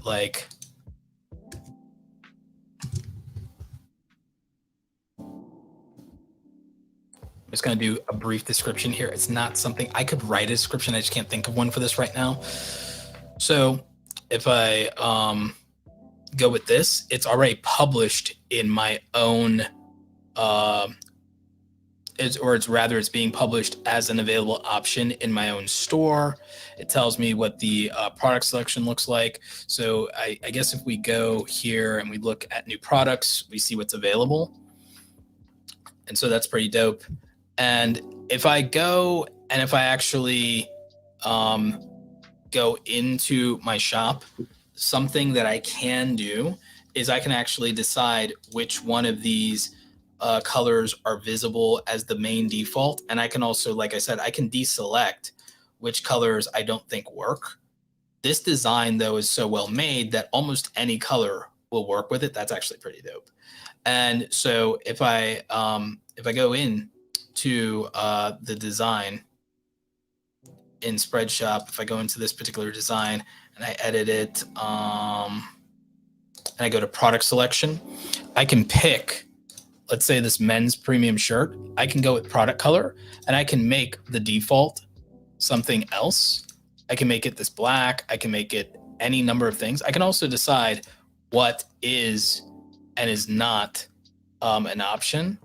Like if I don't like this green, which I don't, I'm just gonna we're not gonna have it in green. If I don't think this pink works, which I don't, we're not gonna have it in pink. So I can limit the colors. I don't like that mauve either, if I'm being real with you. And I don't even like the red, because then we lose the symbol on the red part of it. So it's like, looking at it, I can look at it and go, nope, and I can just decide kind of what colors I think it works with and which ones I don't. I really don't like that green, so that's gone. There's just a lot of colors that I don't think this works with personally, so I'm just getting rid of them. I'm just reducing it to a very minimal amount of options. I don't even like it with that blue, if I'm being real with you. I'm being hyper picky.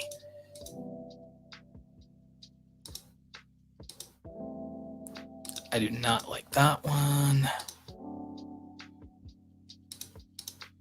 So again, by doing this, I don't need it in that sand color. So now, yes, I'm limiting the options, but I'm also preserving what I feel the quality of the design is. And those are just personal choices people can make in terms of, you can let it ride with as many or as few colors as you want to, or you think is appropriate. I'm being hyper selective about it. I don't really even think this navy does anything to have there. So I just kind of reduced it to what I think are, a handful of colors. And so, and I also made a basic there. I can do the same thing here on the women's side. I can select which colors I think work. I think with this one, the pink does work.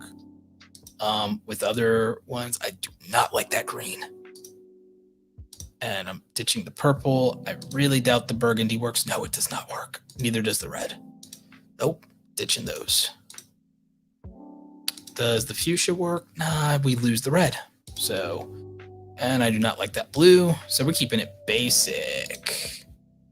So we're just like, we're eliminating a lot of colors because I don't like them.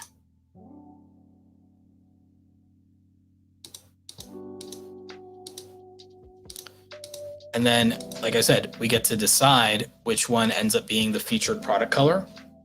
So this lets our shop just look a little bit more interesting. And so limiting the color options is actually wildly practical, you know, and it also makes sense that, like, I hate that neon. That can go. That neon can go. Also, we can make the design bigger. But like, yeah, looking at it, I don't really like that. So that can go, neon can go. That blue almost is like some Goku thing, so I can live with that. Not really feeling the burgundy, really not feeling the green. Some like Rock Lee green there, don't really like that. All right, if we're gonna have the blue, we're not gonna have the ice blue.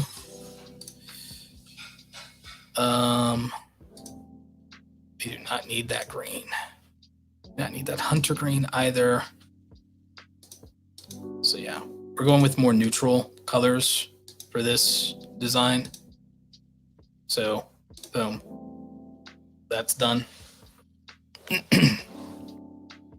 So like I said, this gives you a real good example of how quickly, easily we can literally spin up a design and have something. And again, we're assuming, because like what I did was I got this design made on Fiverr. So in showing this, we have something wildly practical.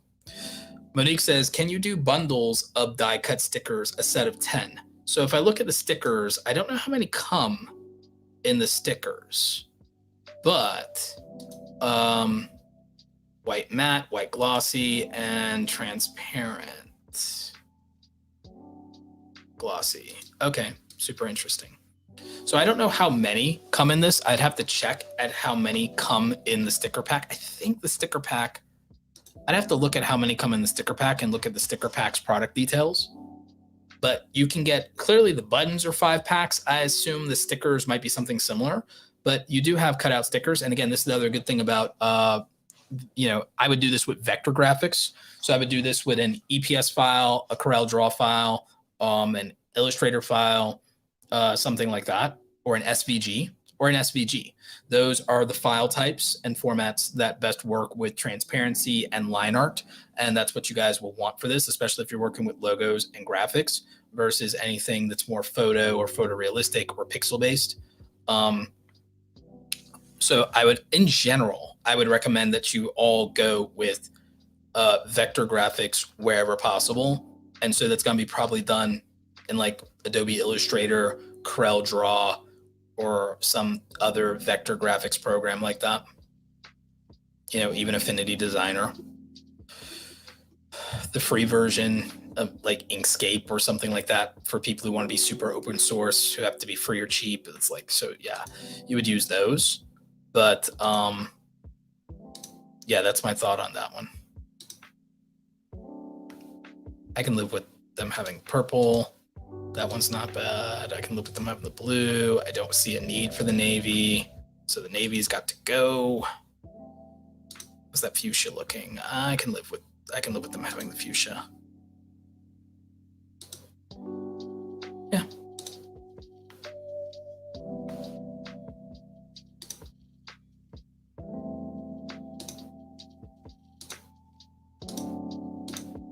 Yep.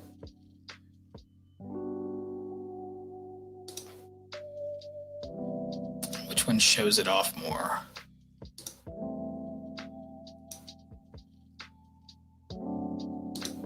Yeah, I think that shows it off more.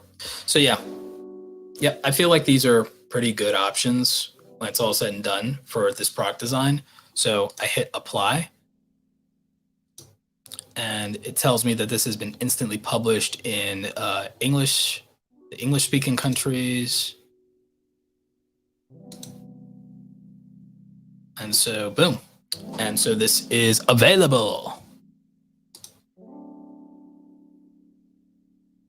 So pretty dope. We literally were able to spin up a new product just like that.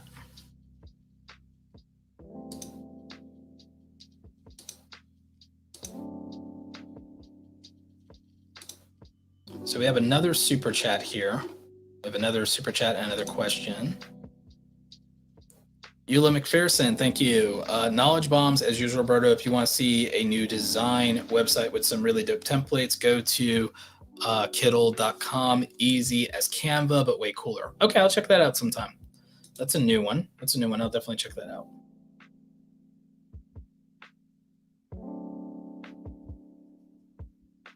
Hoodie needs to have a zipper down the middle. They do have zipper hoodies. That is a product option. So they do have zipper hoodies.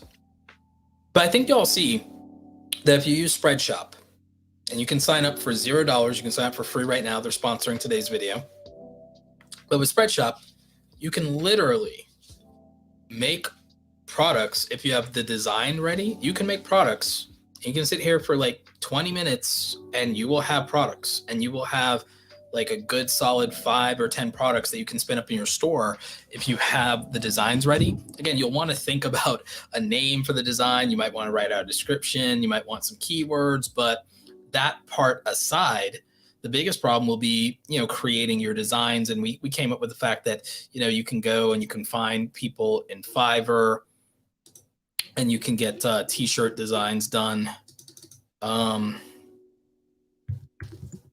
T-shirt designs, you can get hand lettering done, you can get all kinds of stuff done. I will create hand-drawn typography design for your t-shirt for starting at $20. So you have these options available to you. You have these options available to you to get some really cool stuff done.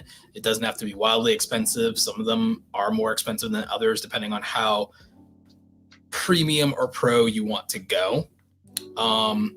This person has 1,000 positive reviews or something. This person starts at $30 for their standard stuff, and you get commercial use with it, and the source file, but it's not as detailed.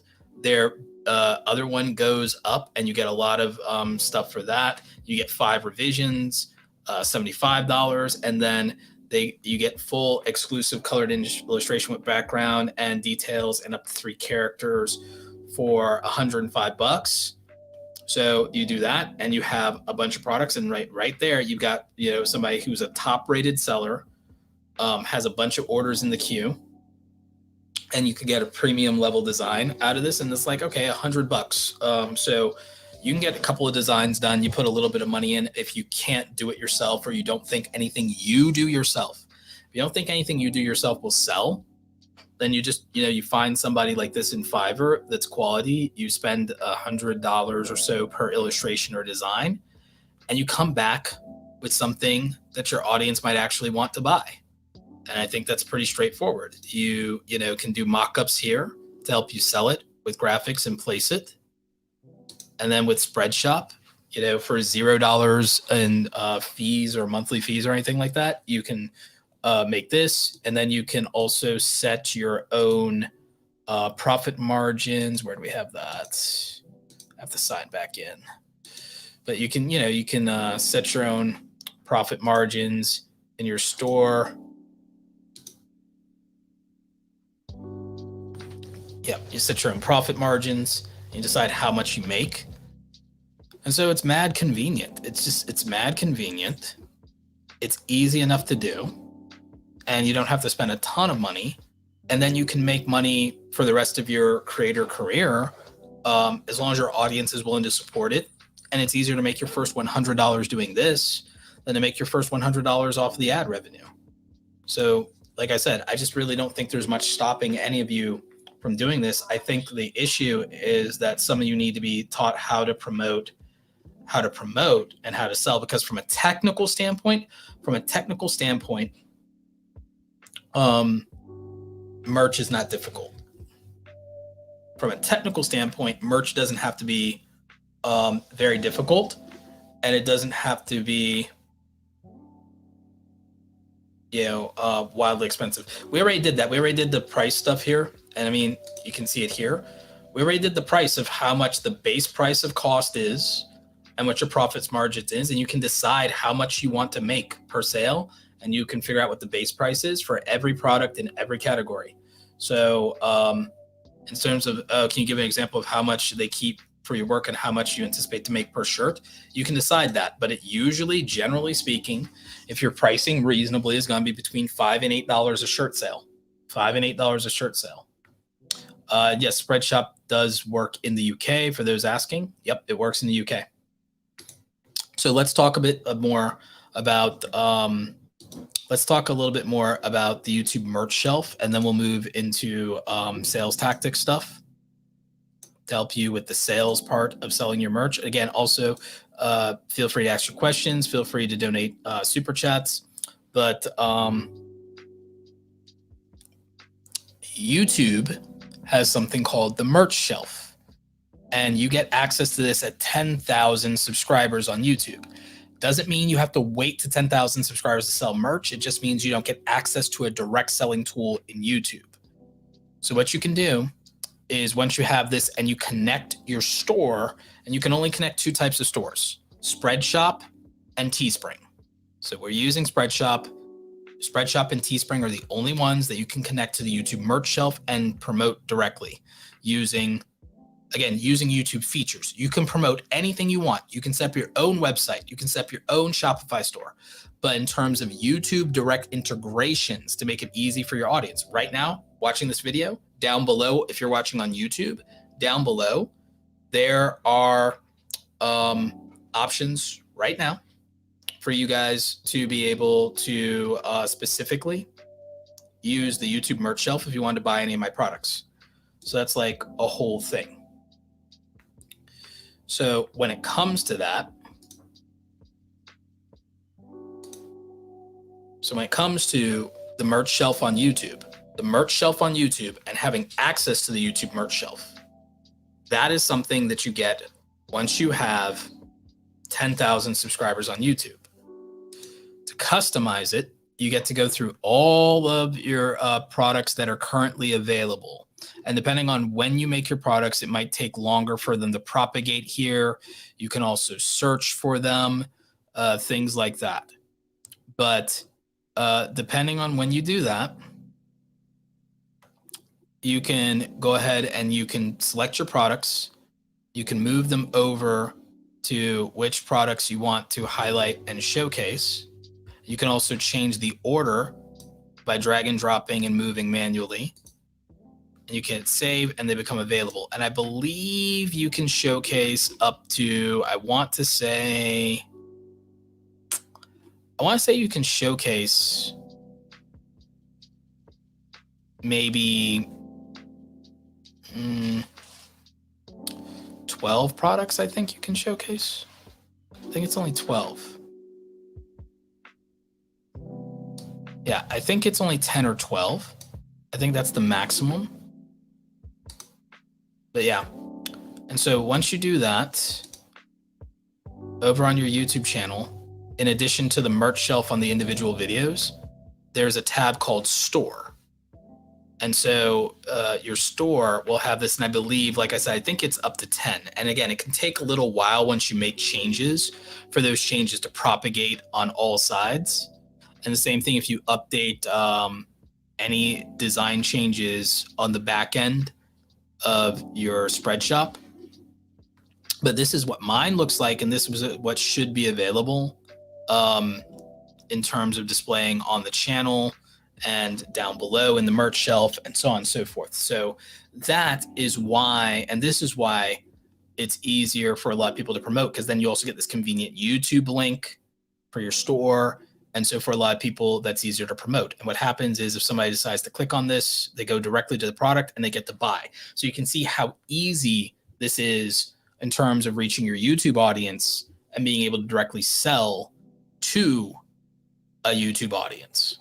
And this is why people want to do this. This is why, people create using Spreadshop specifically because of the YouTube merch shelf integration that directly happens that makes it easy for the audience to just buy stuff from you. And so that's the YouTube merch shelf part. And so like I was saying earlier, you have that.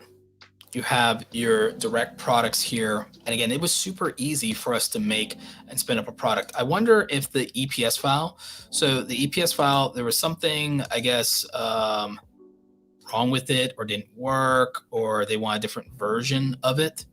So again, that's why I had the PNG as a backup here for us to be able to do that. And my PNG is super high quality, but I could also give them a different file version of that. I could give them an Adobe Illustrator file, because since I have it as an EPS, I can just resave it as an Adobe Illustrator file if that's easier for them.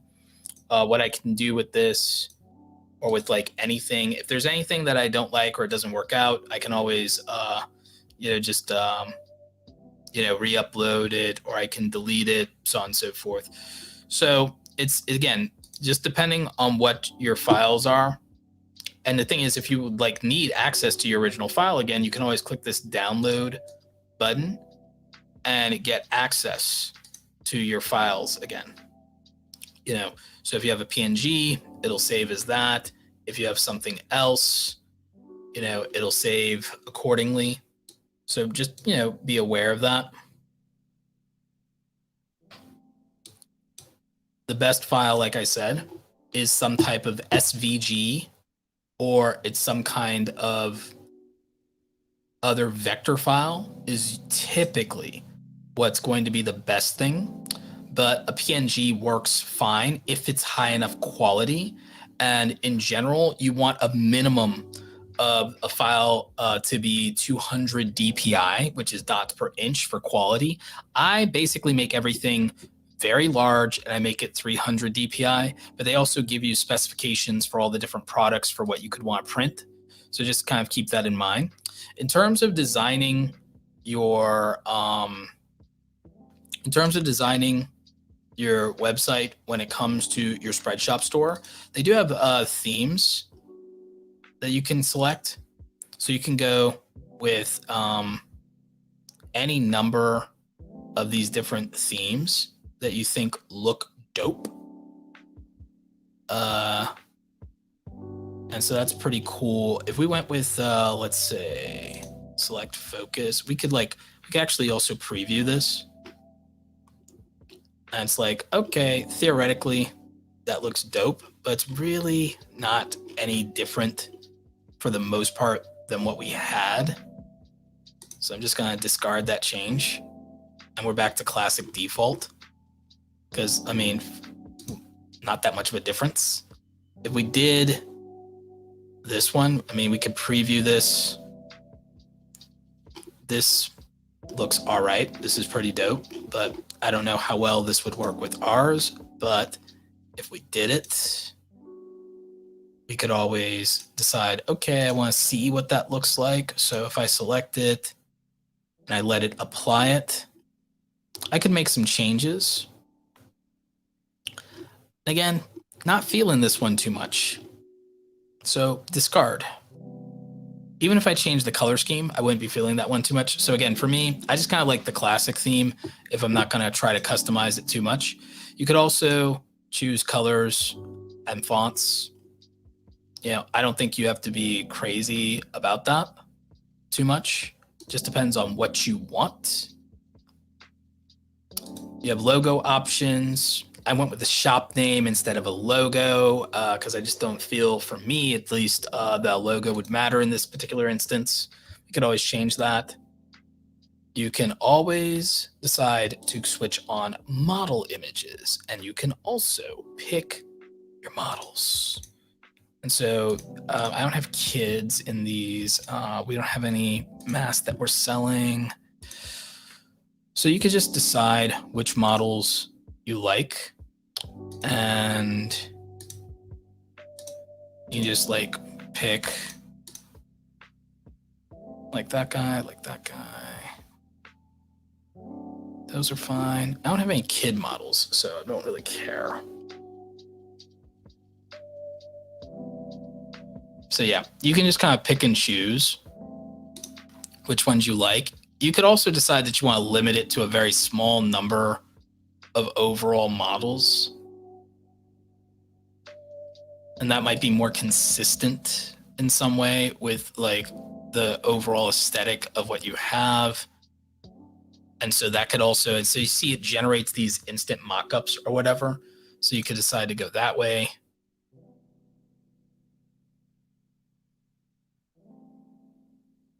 And I think that I think it just depends on the model, like how much they have in terms of which products they apply to. But if I apply these changes and I want to see how it looks, we'll end up seeing how it looks together. But you don't have to select models on. Some people prefer not to. And I don't think they have models for every product type. I don't think they have models for every product type. I think even if I turn back on some of the other models, they don't have models for every product type.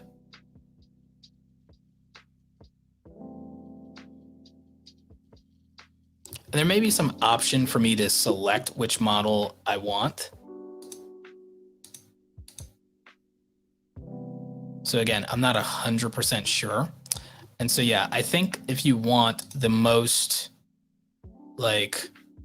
I think if you want most of your product designs to work, you have to select every one of these like models based on which ones are available for which products. Again, that could be a personal preference or choice. I have to look a little bit more into the model selection thing and what it allows for or doesn't allow for, or which ones activate which products, because I'm not 1,000% on that.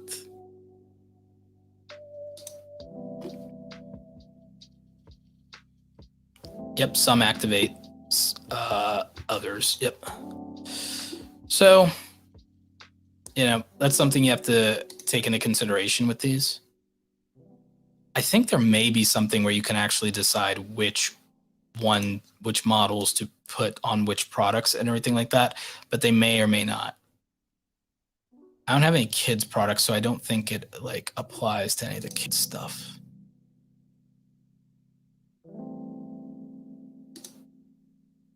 And I wonder if I deselect some models, it gives me other stuff. So interesting. Yeah, for now, we'll just try it.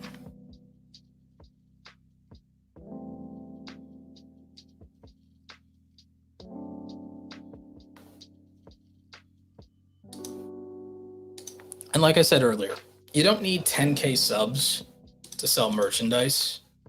You really don't. It's just that YouTube gives you the features. Yep, there's some more models. So yeah, YouTube gives you the features when you have 10K. It gives you the direct ability to sell in the YouTube merch store.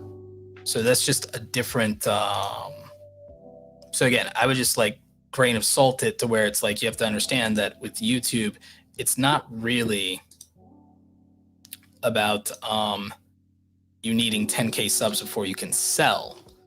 It's the fact that YouTube will not give you the feature to directly integrate this,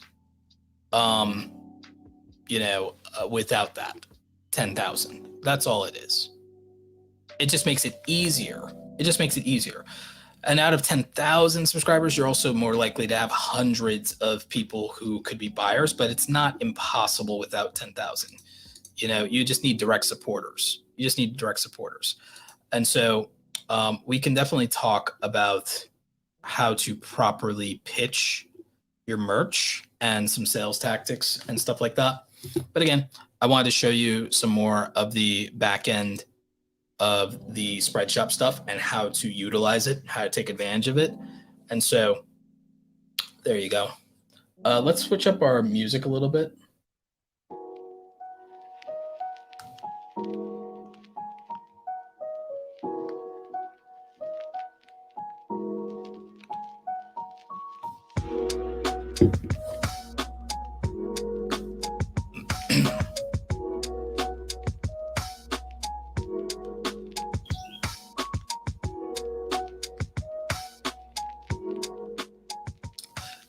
The really only difference between SVG and EPS files is both of them are scalable. It's just a matter of format preferences, and it's a matter of like open source software working with them. That's all it is. EPS and SVG are mostly the same if you don't want to be too technical about it. It's largely just a matter it's just largely a matter of compatibility with certain software and certain platforms. That's all. Some platforms are more compatible with one than the other, and you just have to be aware of that. That's really all it mostly comes down to.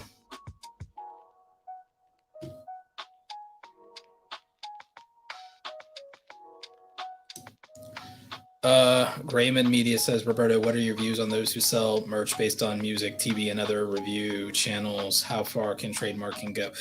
You talk to a lawyer about that. You need to talk to a lawyer about that. What I will say is there are platforms that do provide licensing for those things because they have agreements with the major IP holders. And that's usually what it takes. But most people can't do that properly, but if you're with a platform, this is why there are other platforms that exist and some people don't use Spreadshop or Teespring, is because they use a platform that has a license and they make a lower profit margin, or they just charge more for the products, but they have a license with major IP holders like Star Wars and Marvel and what have you. The main one that comes to mind in terms of having IP licensing is Redbubble. Some people go with specific YouTube creator-driven platforms that are huge, that have huge creators, places like Fanjoy and stuff like that, and other ones, because they have licensing agreements. So that's why some people join organizations or work with networks or stuff like that, because they have licensing agreements for that type of IP, and they have lawyers to help you and all of those things. But you give up a chunk of the money. So people do it, but they know that because they have those things, they might sell more. So that's the trade-off, is they'll do volume, they'll do higher numbers because it's recognizable, but they'll take a lower overall profit margin.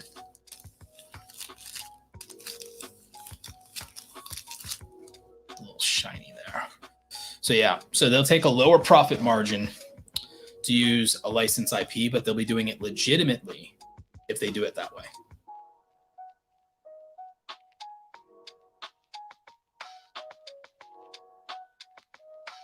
Yep.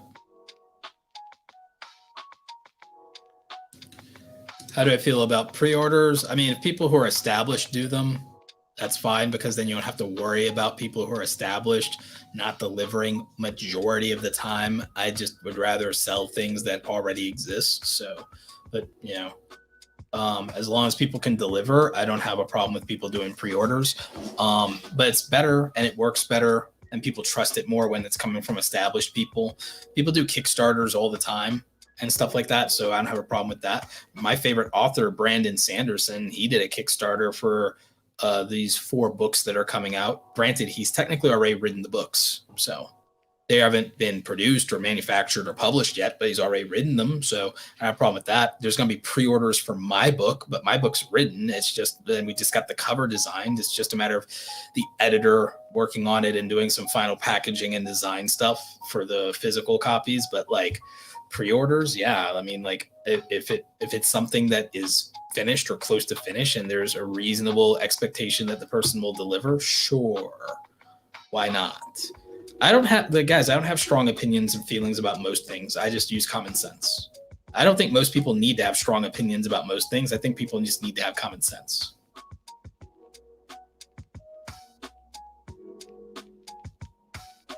That's all it is. Apply common sense. And if you're really scared about something, apply the rule of law. Look up what the rule of law is or talk to a lawyer if you're really nervous about something. But other than that, you can usually apply common sense. Therefore, when you know the rules and you apply common sense, you don't have to have strong opinions about anything because you're just living in reality. When you live in reality, you don't need strong opinions about most things because you just have the reality presented to you of it is what it is. So, That's what I think. That's what I think. I think when you know the rules and when you apply common sense, there's no need to have a strong opinion or feeling about most things.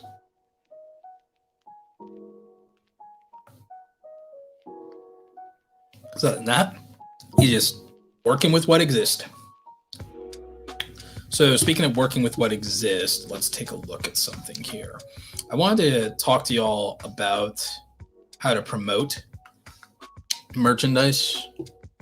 So let's transition real quickly into that.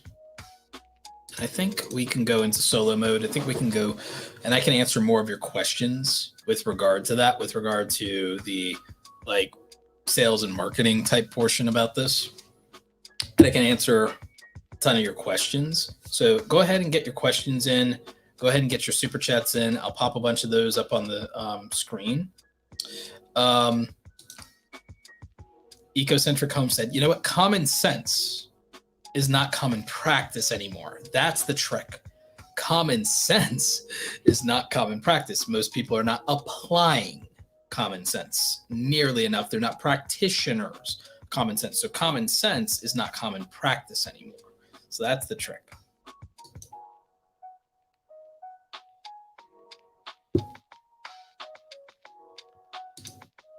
So Erica Robin says, I did a RB, that's Redbubble, by the way. So you did Redbubble partnership. It was a lot of fun, challenging your skills. You partnered with Cartoon Network's Dexter's Lab, had a blast. Your contract ended, so your artwork went with it. Yeah, that can be a thing. That can be a thing. There's ways to go about doing some IP partnerships and doing stuff like that and doing these things, usually, again, through certain platforms. Redbubble is a popular one for licensing IP, but there's conditions, terms, limitations, and things like that. So there's trade-offs.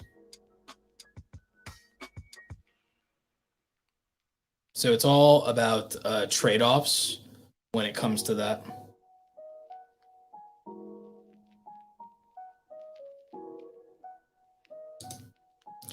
Have you ever done an episode on group organization, channels, channel networks, examples, Channel Awesome, Daily Wire versus individual singular creators like you and PewDiePie and so on and so forth? At some point I will. Multi-channel networks are a whole bag of worms. I will do a video about it. I had a very bad experience with a multi-channel network. A lot of creators have been scammed by multi-channel networks, but there's a difference between a multi-channel network and then building your own media company or media organization, which is much more your own media organization is what like a Daily Wire or a Channel Awesome is, and they're very successful at doing that. And so I have no problem with people becoming small, independent, or even large funded and backed independent media companies that then build channels and intellectual property under them. I'm eventually going to build a network of education channels under me, but it's going to be a media network, not a multi-channel network, as in a YouTube MCN. We're going to build just an actual media company or entity where we're going to just basically own intellectual property outright and like hire producers and team and staff at some point. This is a long-term play for me. This is like 10 years from now or something. Is a 10-year play for me, and raising money to do that, to build education channels that specifically focus on I want to say we're going to focus on some general education things that I think are important, but we're largely going to focus on career development and tutorial channels and things like financial literacy. And so we'll build out those IPs. We'll hire people on to be public figures for that. And so we'll do all that stuff in-house. It'll be a bigger deal.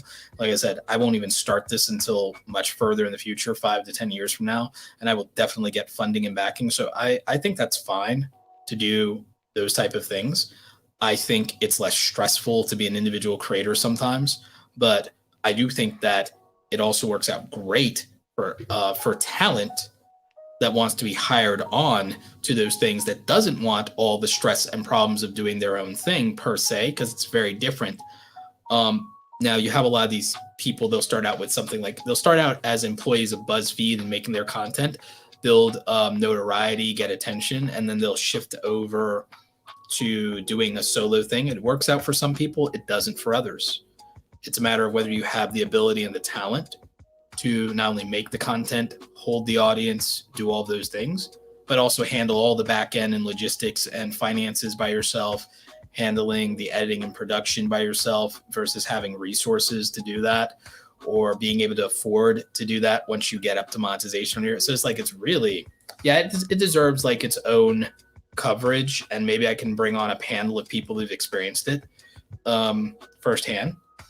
It deserves its own coverage, but yeah, I don't have a problem with people deciding which model works better for them. I don't think there's a right or wrong. I think that there's reasons people do one thing versus the other.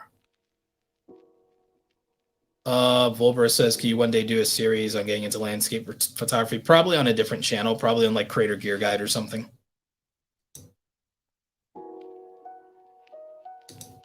Can we snag Viper? We can get Viper when he's available. I don't think I gave him a heads up on this stream, but he probably wasn't available today. And for today's episode, for what it is, it didn't occur to me to like make it a big thing. Say, hey, like Viper, get on. But I think next week we'll have Viper.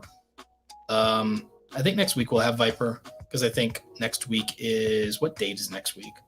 I think next week on Sunday is May. I think it's like the first weekend in May.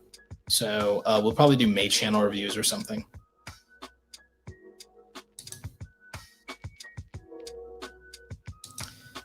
You two together is the best. Yeah, no, I agree.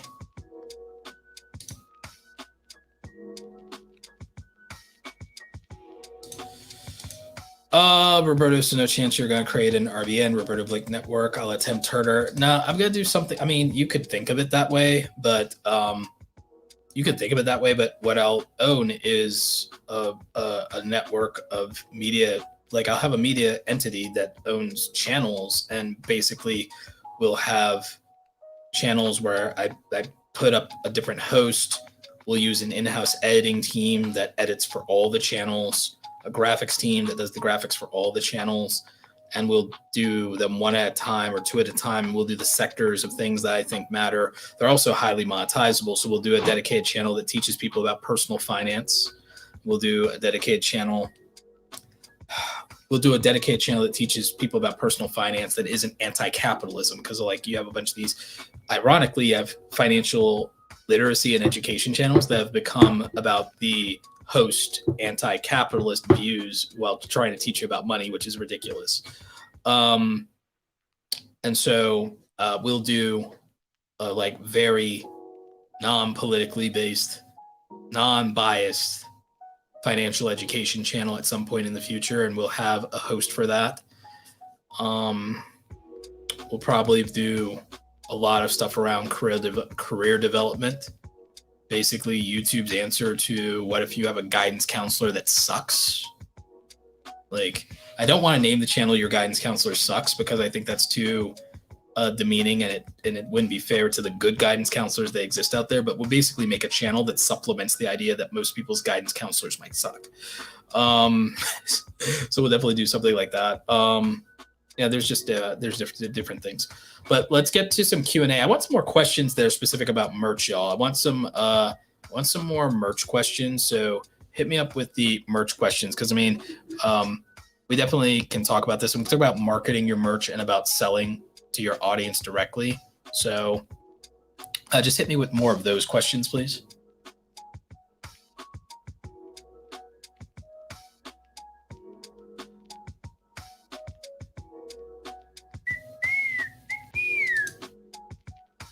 Draw along what Kristen says. My guidance counselor told me I'd never get anywhere and to not bother with college, so I went to That's hilarious. That's hilarious.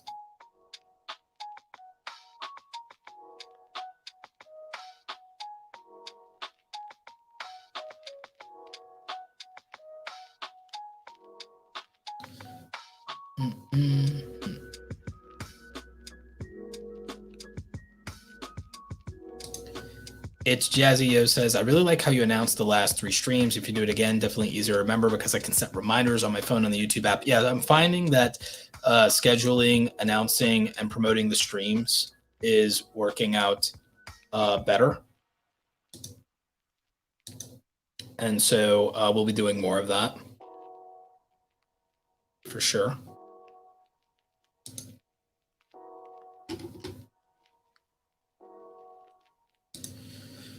Volber says, how would you set up a Facebook ad for the merch?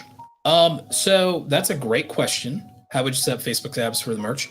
A lot of that can be done within some of the platforms, depending on what platform you're using. Shopify specifically does that very well. You can do that with anything, but here's the thing. For most of you watching, I wouldn't recommend buying Facebook ads for your merchandise for most of you watching. I would rather you promote organically. So the reason of why would I promote organically versus buying ads, because ads are guaranteed traffic, is, well, most of you, your margins are razor thin. And most of the people you're promoting to, you probably, the first time you run your ads in Facebook, Google, Instagram, most of you, one, you don't already have a large organic audience in most cases, which means that you're not paying to guarantee being in front of people who have the most attachment to you. So that's number one. The exception to that is YouTube video ads. But in terms of merchandise, I feel the margins are too low to justify buying the ads. And so what do I mean by that? Let's say you spend $1,000 on advertising. You spend $1,000 on advertising. Let's say through some miracle of miracles, you spend $1,000 on advertising. Let's say your advertising at $1,000 reached, let's say for the sake of argument, it reached 10,000 people.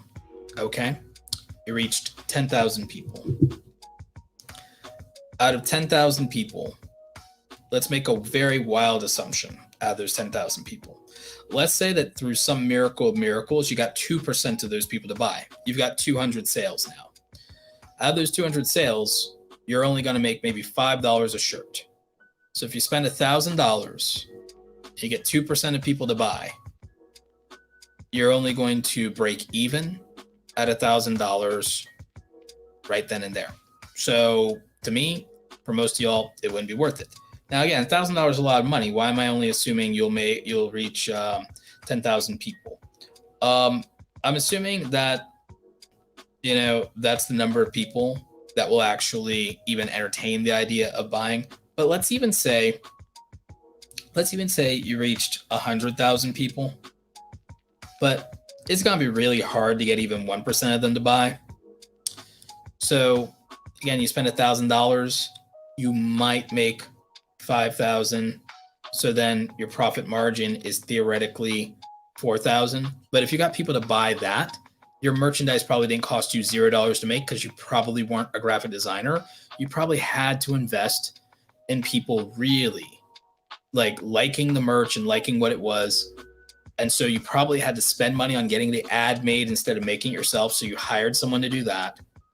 You probably had to pay for the design to get done, so you paid to do that. So your profit margin isn't going to be $4,000. It's probably going to be less than that. So again, I just think that for merchandise, when you don't have a large enough audience on your own already, and you're not well known, I don't know that advertising would be better in terms of a usage of your money versus investing that into just growing your content and growing an organic audience that will buy. So I don't think marketing to strangers for merchandise works that well. I do think it works well on higher profit margin digital products that are utility based.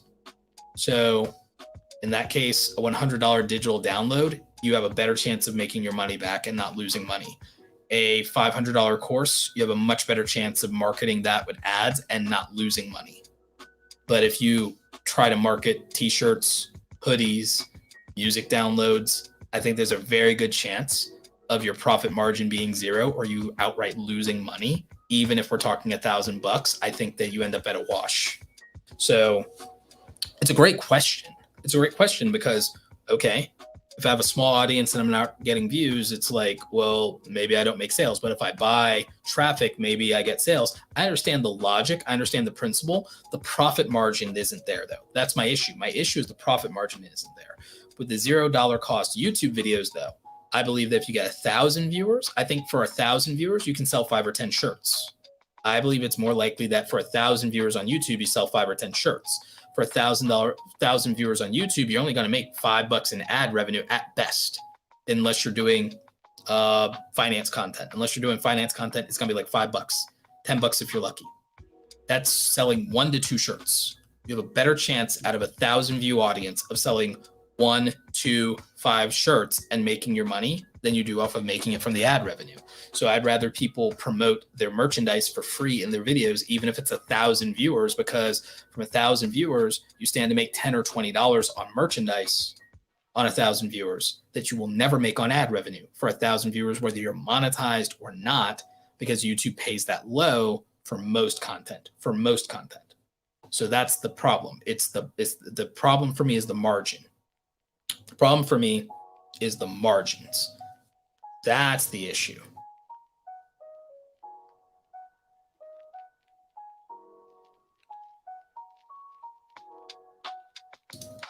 Roberto, how about ad placements on your channel? Where do you place ads, front versus back? How many times during a video? Direct promotion, subtle promotion?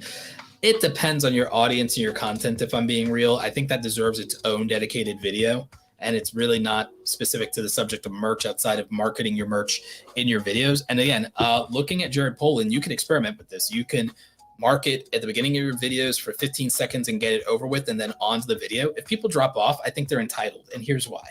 I think people are entitled. Now, again, a viewer can feel however they want to feel, but I think if you cannot sit through a 15-second or 30-second ad read on an 8 to 10-minute piece of content that is free and costs money to produce and was well made, you're just kind of entitled. So, like, I don't have a problem with people doing it at the beginning of their videos. In some cases, I'd rather they do it at the beginning of the video and get it over with so I can just watch the rest of the content. And so that's fine. Some people, the way they want to do it with their audience is they want to do it at the end of the video so they don't risk any drop-off rate because they care more about YouTube promoting the video. That's fine. Some people do that, and it works. Even though you have the smallest number of your audience, you might have the most loyal people that watch to the end, and they might be the people most likely to buy. So it's not a bad tactic either to do it that way. The middle of the video is the place with the least compromises because you have the people that you're going to have and you have the biggest amount of them. And they probably, if they've been getting value, can sit through a 15-second to 30-second ad read they would have to for a sponsor. And here's what I believe. Here's the truth about making money in YouTube. Ad revenue or no ad revenue. If you don't have a sponsor, you be the sponsor. And what do I mean by that? Plug your merch, plug your digital product, plug your service, plug your channel membership, plug your whatever it is, or plug an affiliate link to recommend people to buy something.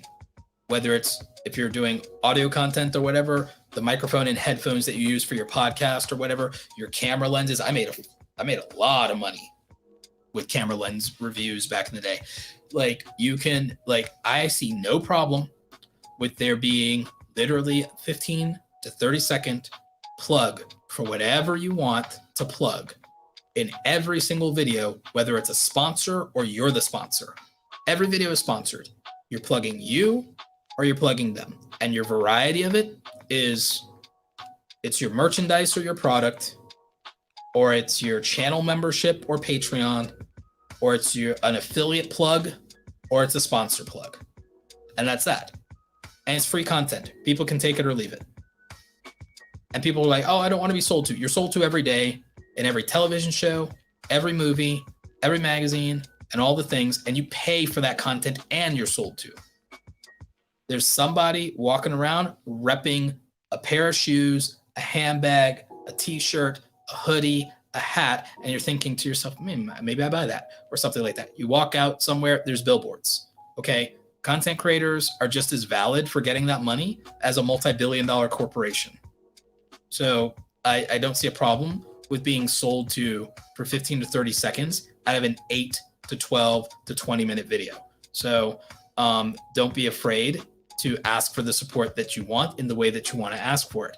And again, if people just want like to not ever be sold to, there are people who are either rich that cannot sell to them and they can just watch rich people on YouTube and let those rich people get more ad revenue, and that's fine. I have no issue with it. And they can just support people who are too rich to ask to sell anything. Or they can support people who are too insecure to sell anything, which might be fine if they just want the views and that's what they think. But if that person says, I can't afford to make videos for y'all for free anymore, I'm out, and they stop making, then you can't complain that, oh, I wish that content creator was still around, because you didn't support it with your dollars the way that you support multi-million-dollar, multi-billion-dollar corporations that are still around.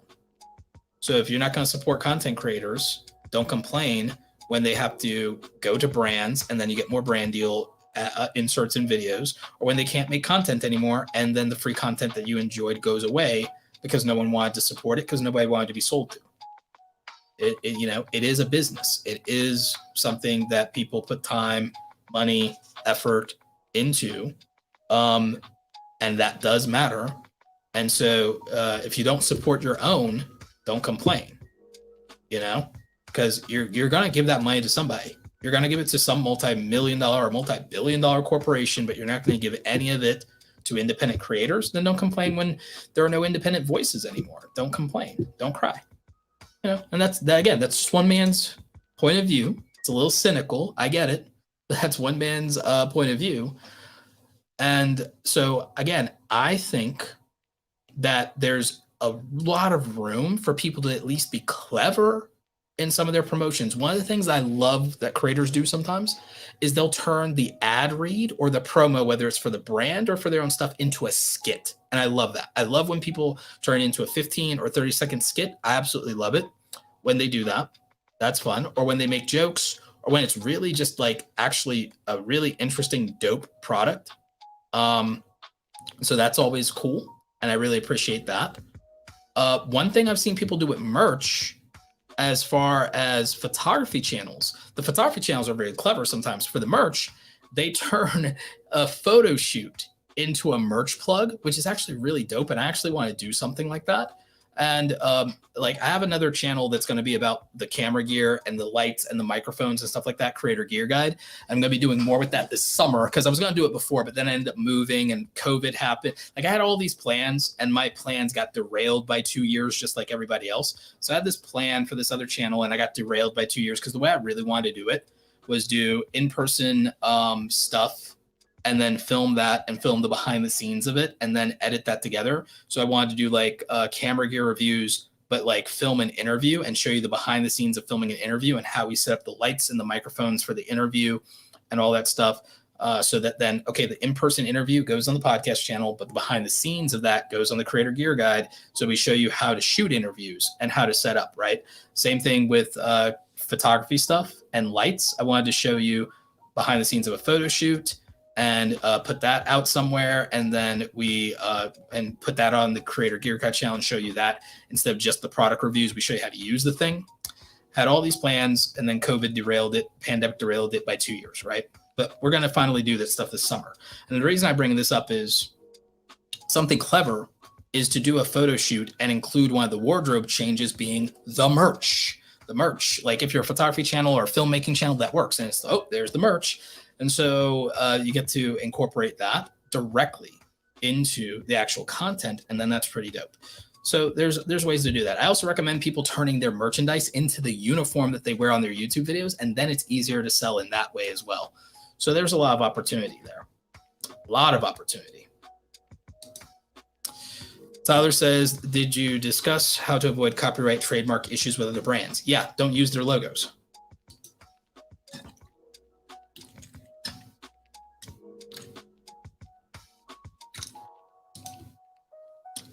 Aaron Martin, what about digital products? Is it best practice to launch and promote it from the ground up on a different channel, or use my existing channel to promote? I would use the place where people are familiar with you and promote in the place that people are familiar with you, because to sell anything, you need traffic. So you need traffic and you need trust, and that's how you get a transaction. That's my money triangle. My money triangle exists around traffic, trust, and transaction.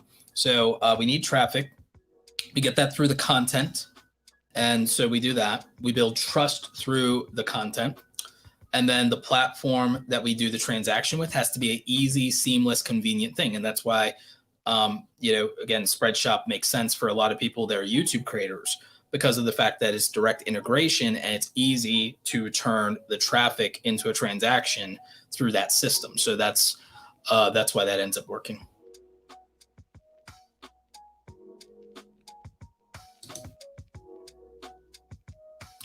Yep. Yeah, the profit margins do end up being significantly low when it comes to print on demand, but the scale is where the opportunity could potentially lie.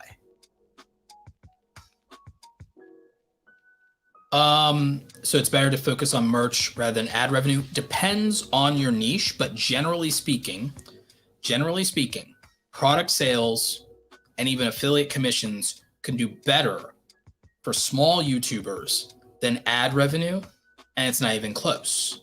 I would say if you're a small YouTuber, you have a better chance making $1,000 through product sales, whether it's print on demand or digital products being the best profit margin. Let's be real about that. Or affiliate marketing commissions. You have a better chance of getting your first $1,000. Your first $100 to $1,000 will happen much more quickly through selling something than through ad revenue, because it's very difficult when it comes to the ad revenue to get $1,000 in ad revenue. If you had the highest CPMs, you have to get 100,000 views. If you're a small YouTuber, that's struggle bus territory anyway. And the thing is, if you're not monetized, then you can't make money off of the ad revenue anyway. It doesn't matter. So affiliate and merch and product sales would infinitely be better if you're under 1,000 subscribers. But even if you're at 10,000 subscribers, it's still hard to get between the 100,000 in the best case scenario and the 1 million views in the worst case scenario that you need to make $1,000 anyway. Best case scenario, making $1,000 is 100,000 views for ad revenue. Worst case scenario, it's 1 million views for $1,000 in ad revenue. Either way, that's really hard. Let's not get it twisted. No matter what, that's hard as hell. Either way. So what's easier to make $1,000? It's easier to make $1,000 selling to 100 people.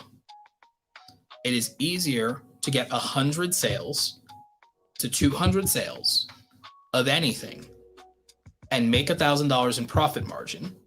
100, 200 sales is going to be infinitely easier than 100,000 to 1 million views. And it's not even close.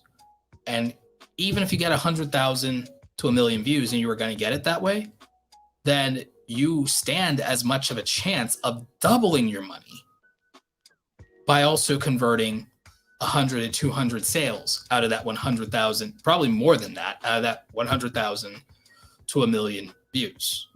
It's probably very unlikely that you couldn't get, for a product that's less than $20 with a decent margin, the 100 to 200 sales to make the same $1,000 either way. So then you could double your money. So it's not as much as an either or. It's a matter of ease. It's a matter of scale, and it's a matter of probability. So that's where I'm going with that math. It's not an either or. And a lot of you are way too much when it comes to making money on YouTube or making money online, period. A lot of you are way too much in the either or category instead of the yes and category.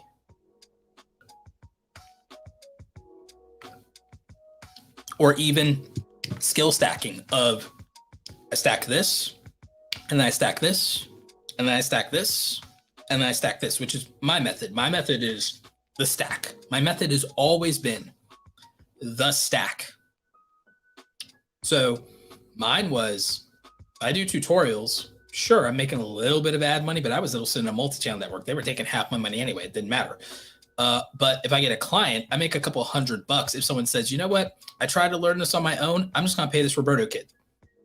Like, all right, that made it much easier for me. Is people would rather a done for you service than me teaching them how to do it in some cases. And then when it came to coaching and consulting on the social media side, they absolutely would either rather pay me for one-on-one lessons instead of broad information for free. They want specific information, or sometimes they want done for you services back when I offered more of that. And so then that would be like hundreds or thousands of dollars, depending on whether it's an individual or a company.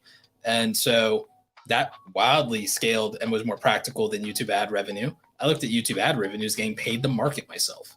So there was the service component was infinitely and still is very lucrative for me in the service component. With Awesome Creator Academy, with the coaching stuff, that coaching is more revenue because we don't sell courses yet. We only sell the starter kit bundles, which are like $99 for the YouTube starter kit and the brand deal starter kit. Those are $99. We don't even sell a $500 course yet. We will. There are 2 of them planned. We will sell those because it's better than everyone taking my free information and then deciding to go build YouTube courses off of my free information. So I might as well just do it myself. No shade, no tea. So we're gonna do that, but it's wildly practical to sell your time at a premium and use your marketing funnel from YouTube to sell your time at a premium, and that could be consulting, coaching, public speaking. If you're an entertainer, it could be concerts, it could be appearances, it could be events, it could be appearance fees as a celebrity, it could be speaking engagements, it could be any number of things. So there's that aspect of it. If you're an entertainer, you can still sell a book and sell your life story to your audience, and your audience will probably support it, make you a bestseller. That's leverage and that's direct profit, merchandise as well. So there's all these stacks. Why rely on ad revenue when you have 1,000 true fans? If you built an audience of a significant size, you have 1,000 true fans. You give the ones that have the opportunity and the disposable income to support you with $10 or $20. You have the people who are a little bit more flush that can spend a couple $100 on specific premium experiences. You have the high rollers. You have a smaller amount of high rollers. If you have 1,000 true fans, let's say more than 60% of them can only buy $20 to $30 or lower products. Great. You can sell quite a few $30 lower products. That's probably $100 in there out of 60% of the audience. Okay, so you have 600 people that can support you with $100. 600 people that can support you with $100 is $60,000 in a year. $60,000 in a year right there. Let's say out of the remainder of that audience, 30% of those people, they can buy bigger ticket items. So the other 30%, those other 300 people, let's say that they can spend $500 in a year across multiple transactions.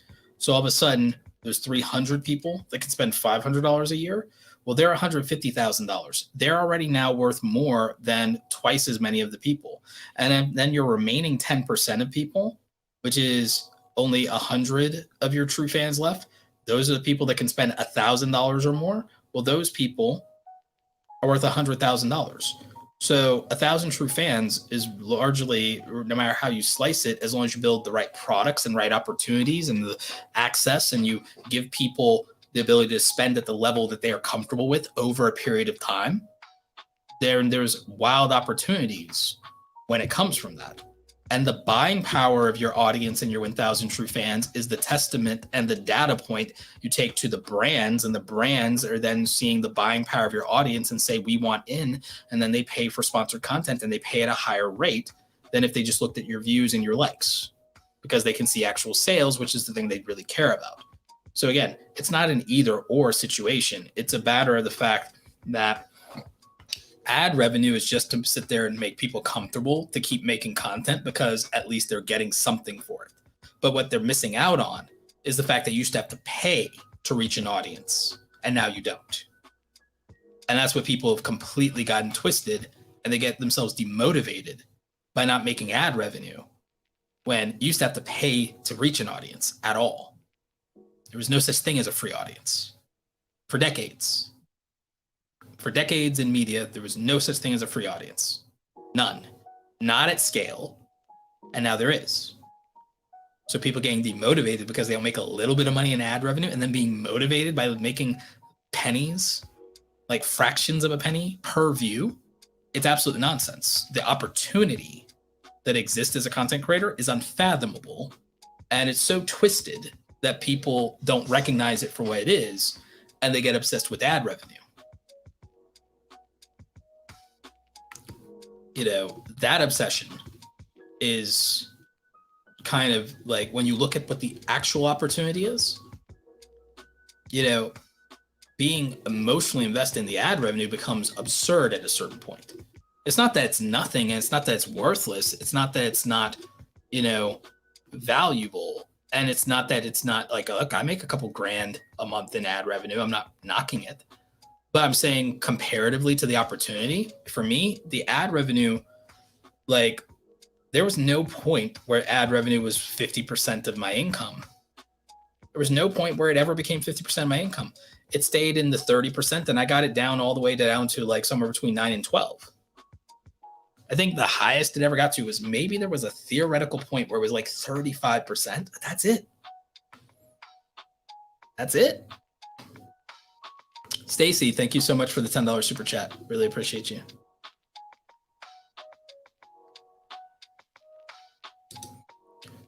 Artist Haven, should you put merch on your YouTube community tab, create a poll, and have your community pick what they like? You can. That might be a way to do it. I wish the polls in the community tab let us have pictures and polls. It only lets you kind of do either or. So what I like with that is I just straight up like the idea. I mean, theoretically, you could do that. Twitter might work better. However, what I like is I like the idea of straight up, if you do know what your audience likes, of just straight up marketing the merch or the product and selling it directly in the community tab. And the community tab is hella free traffic. The community tab is the most underutilized feature in YouTube right now that makes money and can also just be promo and engagement. The community tab is wildly underestimated for what it gives. Liz Gordon says, we have anime inspired clothing that we're working on to push organically. Any suggestions of how we can get better visibility? There's a lot of things you could do with just the content itself, and then the content will have more visibility, which then gives the merch more visibility. However, if you have anime inspired merchandise, send a care package to the anime YouTubers that are obsessed with specifically that franchise or that inspired that thing. Like if I wanted eyeballs on some merchandise, and let's say my merchandise was inspired by Naruto. If my stuff was inspired by Naruto, I'm probably sending stuff to Swag Kage, Black Hokage, Naruto Explained, Set the Programmer, probably sending them care packages and seeing if they like, not asking them, or not that they have to, but it'd be great if they could shout out the merch, but like I'd send them care packages. I'd send it to my favorite cosplay streamers if they cosplay as the characters and everything like that. So I would send it to like my favorite cosplay Twitch streamers, my favorite cosplay models in Instagram. I'd be doing stuff like that. I'd have a marketing budget of sending care packages to people who might wear my stuff, and people ask where it came from and stuff like that. I mean, I would be doing that. And then if they do wear my stuff, I'd be screen capping that, and then I'd be like posting that in my socials. And so I think it's worth it to go that route, and that's a way to do it. So that's definitely an option.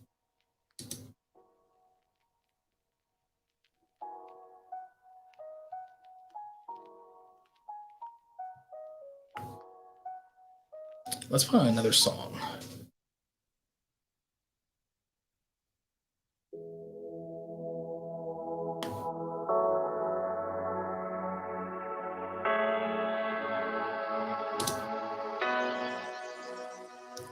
Boom Riot did that, turning ads into little films. Yeah, no, I like that a lot.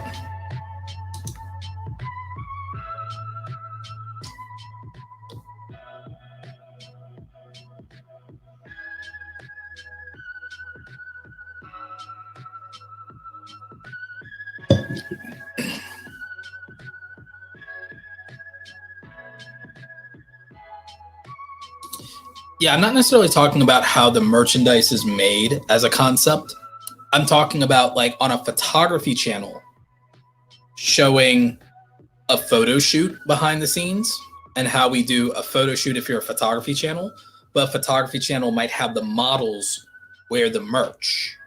Or if you're a filmmaking channel, you have the people in the like thing that you're doing with the film and the behind the scenes stuff wearing the merchandise. That's what I'm talking about. You make a cool design, but I'm saying in terms of incorporating it into the content, it depends on the meta of the content that you make. So that's kind of what I'm talking about. And then in general, also, just straight up wear your merch in your videos. Wear your merch in your videos, whether you mention it or not. Like that's what I'm talking about.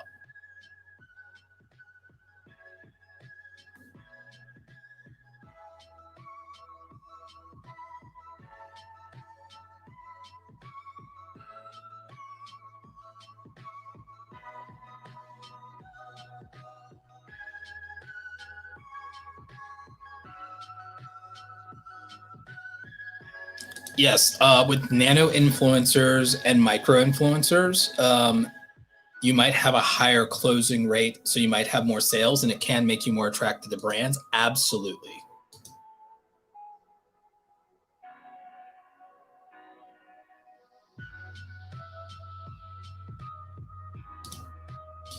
Yeah, Zane, I agree. Ad revenue can be very insignificant compared to the other opportunities that YouTube provides. A lot of people just get caught up in the very few in the 0.1% category of YouTube that make really good ad revenue.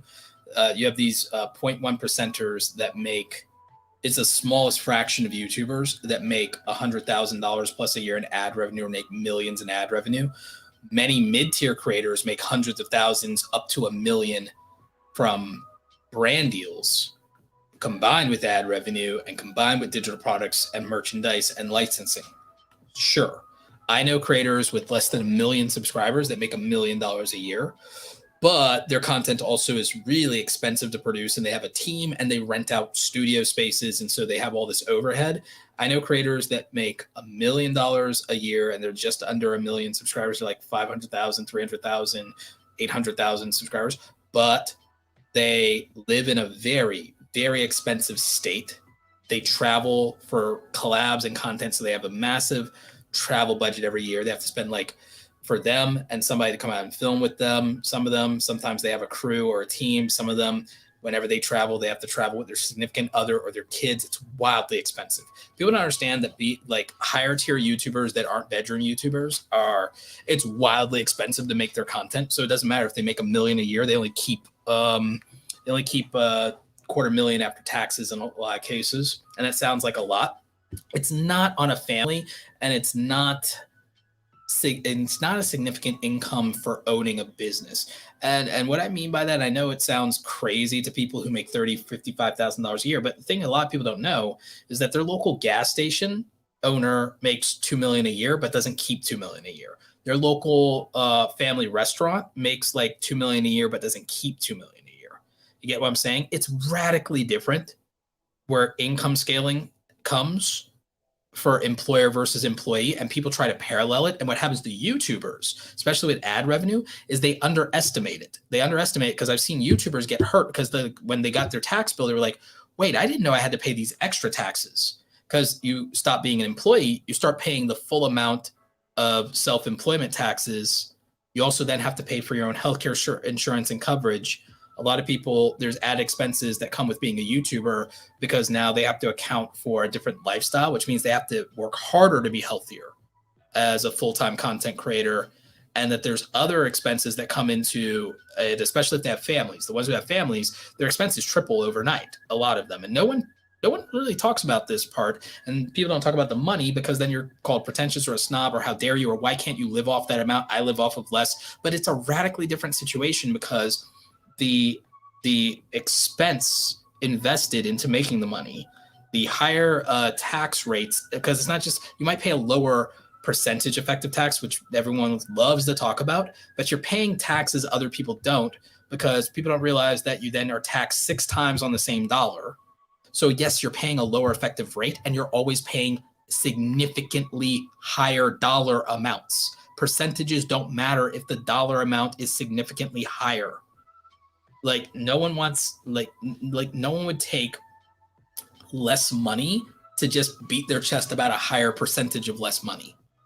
And the government certainly isn't. So it's like but more money, even if it's a higher percentage, is just more money. Raw dollars matter, percentages don't when it comes to any expense or any tax. Percentages don't matter, raw dollars do, because you don't spend percentages, you spend dollars, right? So it's harsh. It's harsh because all anyone does is project their emotions into those arguments when it's just a rational mathematical argument. It's like, don't bring, was it like, you know how they say like, don't bring a knife to a gunfight? Well, it's like, don't bring your emotional baggage to like a rational argument. And a financial discussion is always a rational argument. Emotions have no business in it because it's just math. It's just math. Math doesn't care about any of us. So the math always dictates, just like how we said, okay, it doesn't make sense to run the ads for merch, but it does for a higher yield profit margin item. So like a digital product or something, the profit margin is better. So it makes more sense to run digital ads because then your cost and your effective conversion rate is just going to be different, right? So we figured out that doesn't make a lot of sense. We figured out that ad revenue compared to other opportunities, that you'll make more money outside of ad revenue. Well, it's the same thing. And so it's very hard for YouTubers to talk about money in a practical way. One, a lot of them are not, they became financially literate very slowly. I mean, that was true for me too. But, it's not something the audience really cares about if they don't make financial content or business content. And again, a lot of people get in their feelings when you talk about these higher, income brackets. But if they ended up doing what you were doing and they ended up there, then the reality shifts. And what happened during the pandemic was a lot of YouTubers and freelancers started DMing me and saying, hey, what's going on with this thing? I'm paying so much in self-employment taxes. I thought I was making more money than I was when I was employee, but it turns out between my expenses, even with the deductions and the self-employment taxes, I'm not yet. And I went full time. And that's why I also caution people, you have to make a certain threshold of money before you become a full-time content creator, because you're not accounting for your new taxes. And the fact you're going to be basically taxed 6 times on the same dollar, depending on what state you live in, you're going to be taxed 6 times on the same dollar, but everyone thinks you need more taxes. And then you have to do more complicated filings. So you might have to also hire CPA, certified public accountant, instead of just going to H&R Block or whatever, or doing TurboTax on your own. You might have to get everything you're supposed to get in terms of deductions, or to make sure you do it right and you don't end up owing back taxes or more money. You have to pay more in your financial services. You have to pay for the bookkeeping. You have to pay for, depending on your state, you might have to pay for different levels of insurance, and you will most likely, it's in your best interest, but you'll be required to carry business insurance. So you want to carry business insurance, and that's on top of healthcare coverage, on top of library. So you see, it starts to be this whole thing to where, to be a full-time content creator, you do need to make money, and you do need to make significant amount of money compared to just replacing the income from your job. And I did a whole video about this. I'll probably do another, like, how to be a full-time YouTuber video that gets into some of these details, but it's like, it's not as easy as people think just to even manage the financial side of it.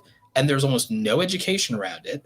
It's all the glamorized stuff. It's all the, oh, yay, and I'm making money, and yeah, you spend money to make money. But it's like people do not really understand what a burden it will be for them when they transition from being an employee to being self-employed, to just learn to navigate their own finances and their new responsibilities and the legal and tax implications of that, the insurance stuff.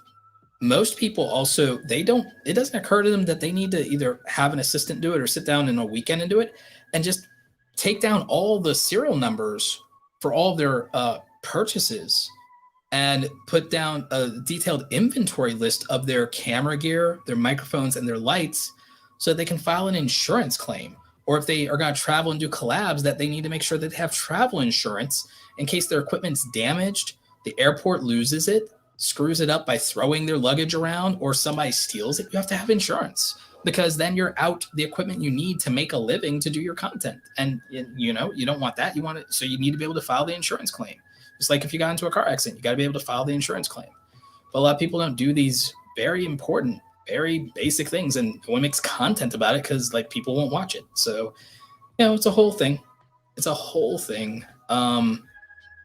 But I'm not surprised that people don't understand the opportunities that exist outside the ad revenue, because most YouTubers will just talk about the ad revenue because I guess it sounds less pretentious than like the other stuff or whatever, or it sounds less greedy, quote unquote. But it's a disservice in many cases, because people are just wildly uneducated about the earning opportunity of YouTube and being a creator and all of this stuff, because people just need to, I guess people need to sound relatable, and it makes them sound much more disconnected from their audience who are, average Joes and Jills, like, middle income. But it's important that people, if they want to do this, which most people, they're young people, really want to do this now, they should know the truth about how much money you can make, but also what investment looks like. I mean, we covered the investment back into just making good merch, and that, like, to make really good merch for your audience may require you to spend some upfront money. Having control over the branding, you might not use a free platform. You might want to use Shopify, but you'll have to pay monthly fees. You have to pay for software. You have these expenses, and then you have to sell X amount to break even on the initial investment. And that's how it is. Jay-Z helps. Thank you so much. If you were an injury lawyer licensed in just one state, would you create a paid course? The law varies from state to state. How many subs do you think I need for a course to be profitable? So it's less about subs, but we could use subs as a basis for the conversion rate on your audience. In terms of profitability, a digital course is not wildly expensive unless you want to think about what your time is and your investment is on that. Let's assume that it takes you 40 hours that you would bill for normally to make your course. Let's say it takes you 40 hours to manufacture a really good course. I don't know that in your situation, since you're an injury lawyer licensed in one state, I don't know if it's practical to make a course about that specifically. But is there something that your background as a lawyer in general qualifies you to make that's more broad and more general? So I would probably use your background as a lawyer, even though you're not necessarily licensed in every state, and you would know better than me whether this applies, but I would make something that's more general about your expertise as a professional informed by your background in law, and make a more broad course from the perspective of someone who understands legalities and just is a high level of intelligence and is very successful. So I would make a more broad course that might be for people that would want your perspective. But I would focus more on something that might be broad market, but with the background of being a lawyer, it gives you an added layer of credibility. And so I would use that. And then I would make a course that is, for people with significant disposable income, probably nothing lower than a $300 course. If you're not selling it if you're not doing Skillshare and you're selling it directly, make a $300 course, because then you do have a budget for some marketing in there built in.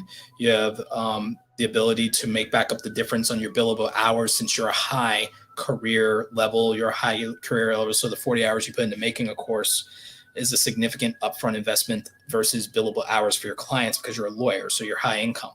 So your time is extraordinarily valuable. So you have to, margin wise, you have to charge appropriately for that. So it's going to be a $300 to $600 course, probably, with some margin built in, because if you do something more broad, in your case, you could run ads and you could scale, and that could help. In terms of your audience, it depends. You will have a smaller audience, but your audience is more affluent. Your audience would be more affluent. Your audience would also be higher in age, education level, would value your expertise, have more disposable income. So the conversion rate on your audience would be significantly higher. So you wouldn't need as large of an audience. Your minimum viable community for you being very successful or very profitable is probably 10,000 subscribers. But I think in your 10,000 subscribers, you have a higher conversion rate of potential buyers than most people would, just because your 10,000 subscribers are probably much more affluent, more serious, and would be buyers. They have the capacity. They play for the stakes. They have a reason to invest. So I would say that somebody that's in a professional arena like you and has the credentials and credibility does very well, even with 10,000 eyeballs, because I think you just have a higher conversion rate around the 10,000 eyeballs that would care about your content and would also respect your credibility and credentials and who you are valuable for. You're valuable to much higher income people than not. So that's my advice on that one. It's a good question. It's a very good question, actually.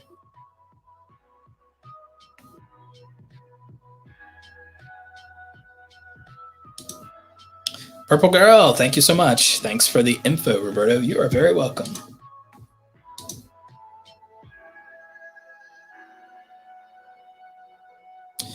Yes, for the care packages to influencers, care packages with no strings, but do create the opportunity. I also am a fan of handwritten notes if you're going to send care packages.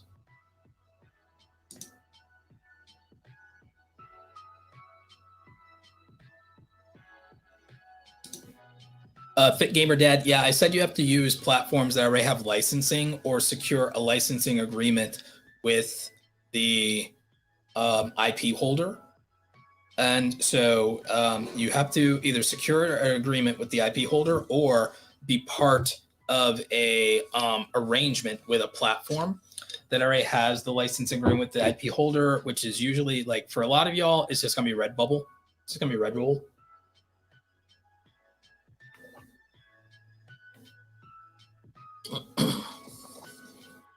This water break brought to you by StreamYard. Yeah. StreamYard is the simplest solution for online live stream across multiple platforms. It's what I use, and they also sent me some cool swag. They've got dope merch that's keeping me hydrated right now. So make sure you're signing up for StreamYard for free, linked in the description down below, or you're getting one of their affordable plans just like I do. Thanks, StreamYard, for sponsoring the video. See, easy integration, and they got dope merch.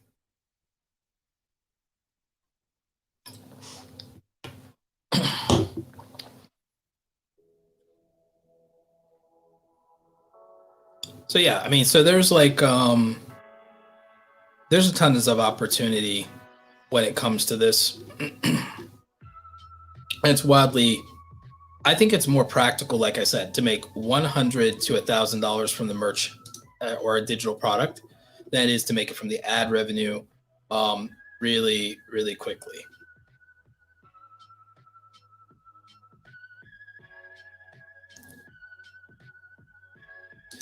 This is a very good point. Study, trade dress, mark copyrights, licensing for the knowledge on what to avoid, and just don't copy. And I also believe there's some really good information about this on Wholesale TED. So Sarah from Wholesale TED, her YouTube channel probably has some really good information on this specific thing. But like I said, if you go to a platform that has these arrangements built in, your profit margins are lower, but they do have some licensing agreements. And therefore you negate that. You could also have a direct relationship with the IP holder, but if you don't, then it's probably best to avoid it, and you're probably better off just making original stuff. Yeah, if you're not partnered with them, presume that a cease and desist letter is coming. Yep, absolutely. That's why, again, platforms, there are reasons people use different platforms. The reason we use like Spreadshop and Spring for Creators, but in my case, Spreadshop, sponsored today's video, is because of the YouTube merch shelf direct integration into our YouTube channels at the bottom of the videos and the store tab. That's why we use that as YouTube content creators. However, some people do not, and they use things like Redbubble because they want the licensing arrangement with certain intellectual property that their audience loves. So they go that route because that serves their purposes. Other people use Shopify because they want the custom domain name and they want control over the look and feel, and they want to source from multiple vendors. They might want stuff that's fully organic or ethically sourced or any number of things.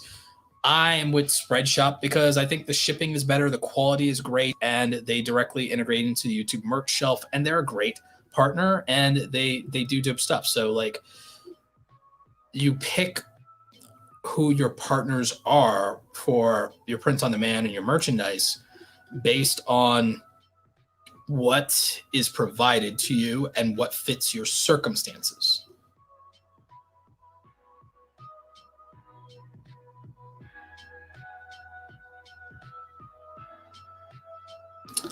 James, we're working on more updates for the brand deal starter kit. There's actually a couple of things coming to the brand deal starter kit. I've just been really busy with trying to make sure that I get out at least 1 to 2 videos a week. That's the only reason we're delayed there, aside from everything we're working on with the Brand Deal Secrets course coming out. So we're working on updating the starter kit, and then we'll get out the brand deals course, and then we'll also be getting out some other things. So stay tuned. Eventually, we will also have a live streamer starter kit for y'all. That's coming down the pipeline as well. Carrot Juice Podcast, $10 super chat. Thank you. Appreciate you, Roberto. Your content's very helpful, and I appreciate the mentality when it comes to being a creator. Also, your openness to share information with us. Positive vibes to you, man. Thank you. Absolutely. Just being smarter with money rather than saving. It's a tool. Investing in themselves and their business is always a win. Yeah, I mean, that's what I did.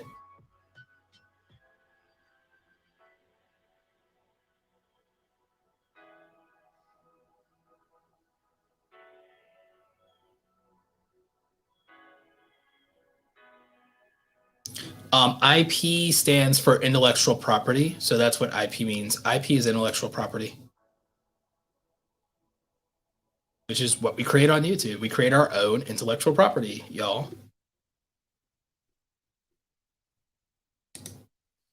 Question, when you say Redbubble lets you use IP, do you mean the actual products that you put on your logo or like mugs, bags, glasses?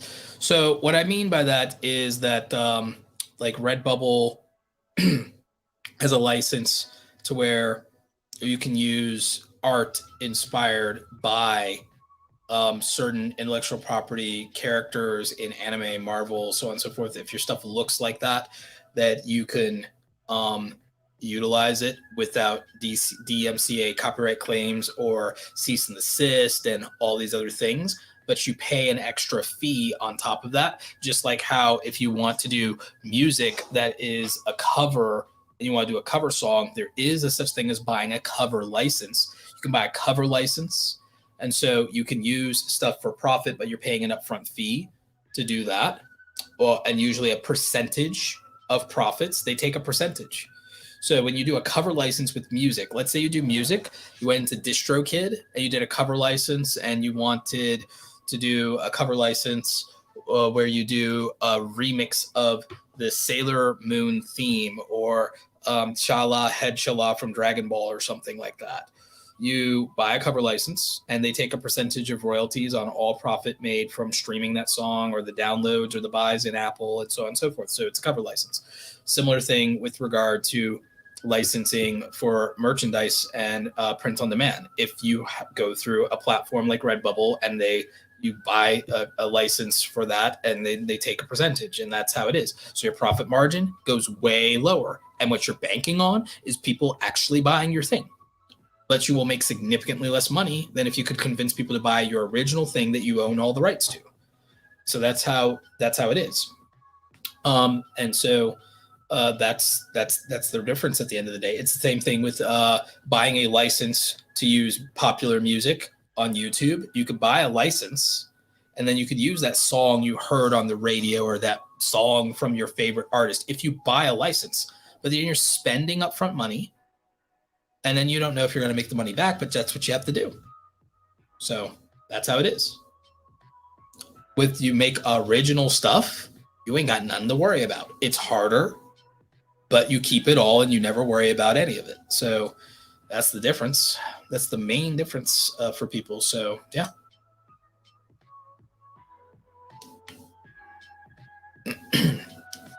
But again, a lot of people, again, they're like, okay, people already know this thing or that thing. It's easier to get people who care about this versus me, blah, blah, blah. That's why, again, there are very few channels comparatively. Think about it, y'all. There are very few channels comparatively that make 100% original content. Most of the biggest channels on YouTube are channels that in some way, and I'm talking about channels over 1 million subscribers. There are very few channels over 1 million subscribers that you can name that don't rely on fair use. There are very few. There are, and they're legendary. They're legendary. But think about it. The biggest creators of all time, most of them rely on fair use and don't make original content. Most of them. They react to other people's stuff. So they're not, so they react to other people's stuff, or they review other people's stuff, or they lean into a fandom or a franchise. So it'll be anime, Harry Potter, Star Wars, Marvel, or it'll be gaming using somebody else's IP. And it's not recycled content that I have nothing against it. I'm saying there's almost nobody, hardly, out of the sheer volume of it, of channels over 1 million subscribers that aren't relying on fair use and not relying on other people's intellectual property. Now, you might notice my channel, it's been harder to grow my channel, but I rarely trade on other big YouTubers' names for my content. I rarely do collabs, and I rarely use in any way, shape, or form somebody else's intellectual property for the most part. And that's not to say that I'm better than anybody for doing that. I'm saying it's safer. It's infinitely safer. It's infinitely safer. It means that I don't worry about copyright claims. I don't worry about copyright strikes. I don't worry about cease and desist letters. I don't worry about people coming and taking a percentage of anything. I keep it all. And that's the good news. And it's hard, but that's the good news. Scotty has a question. Does Redbubble, as far as you know, look out for and protect content creators from infringement? So if you're talking about art theft, I'm going to dispel a myth for all y'all. If you're not already an established intellectual property holder, or you don't have a formal copyright with the U.S. Patent and Trademark Office, Copyright Patent Trademark Office, you don't have a trademark on your stuff. If you don't have an official government document, or you're not one of these media companies already, I hate to break it to all of y'all, there's not a single damn platform that's actually proactively protecting artists and creators from content theft. And it's not something that started with NFTs. People can get off the hype. People can get off their high horse. People can get off their complaining about it. There's not a single damn platform looking out for artists in terms of protecting anyone from art theft. And I've seen actual multi-million-dollar corporations directly steal from artists for years now, actual companies and brands you would know that steal from artists all the time. There's not a single damn platform that actually protects homegrown independent creators that don't already have a government filed copyright and trademark for their stuff. They aren't doing anything for any of y'all.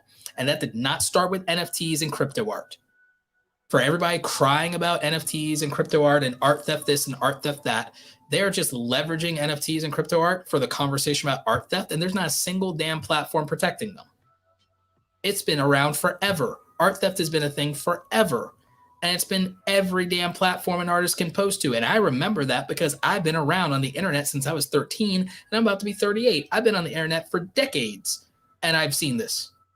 I worked in advertising and stuff like that, and I had to fight people on, we need to buy a license for that. We need to buy a license for that. We can't just bite that person's stuff, right? We did it's like, no. Companies, corporations steal from artists all the time. And the only way you have any protection and any recourse is to file the proper paperwork. That's it. That's the only thing you can really do. And if you don't do that, which most small artists can't afford to do, you don't really have any protections. That's how it is. And I hate to say that. The closest thing that we have is YouTube protecting you on your video content being re-uploaded by another person and them trying to monetize and re-upload your video, whether it's 50 or 100% or something like that, with the YouTube content and copyright tool. And that's about it. YouTube's about the only platform with that. If you upload your music to DistroKid, then you got that, and then you have a copyright ID system for that, but that's about it. That's basically it at this point. Or if you upload your photography to Getty Images, kind of. And that's about it. That's about it. That's all there. And I think part of it is we haven't developed the technology to such an extent to do it for static media. It's easier to some extent with the content ID tools that would exist around video and music, because that's not static content. And it's also because it's not static content, it's harder. It takes more effort to make a derivative of that and then to qualify for fair use, to be honest. It takes more effort there than it does for static media. Static media and the way of detecting the uniqueness of images is wildly challenging, and it's very difficult. And if you've ever done a reverse Google image search, you know exactly how hard it is with a photo or a video, doing a reverse Google image search to narrow it into a specific unique identifier for a piece of content. Where ironically, for all the criticism of NFTs,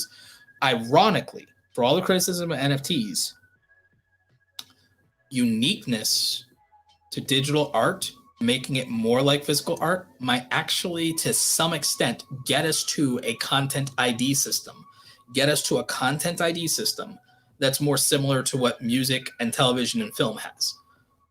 But it's not the applications of what's represented in crypto art, because that's not all NFTs are, but a registry of some kind that exists beyond the government database with the US copyright and trademark might theoretically be able to do that, but it wouldn't exist in the way that it is today. It's a solution that would exist in blockchain technology 15 years from now. It wouldn't exist today. I doubt it exists in 5 years.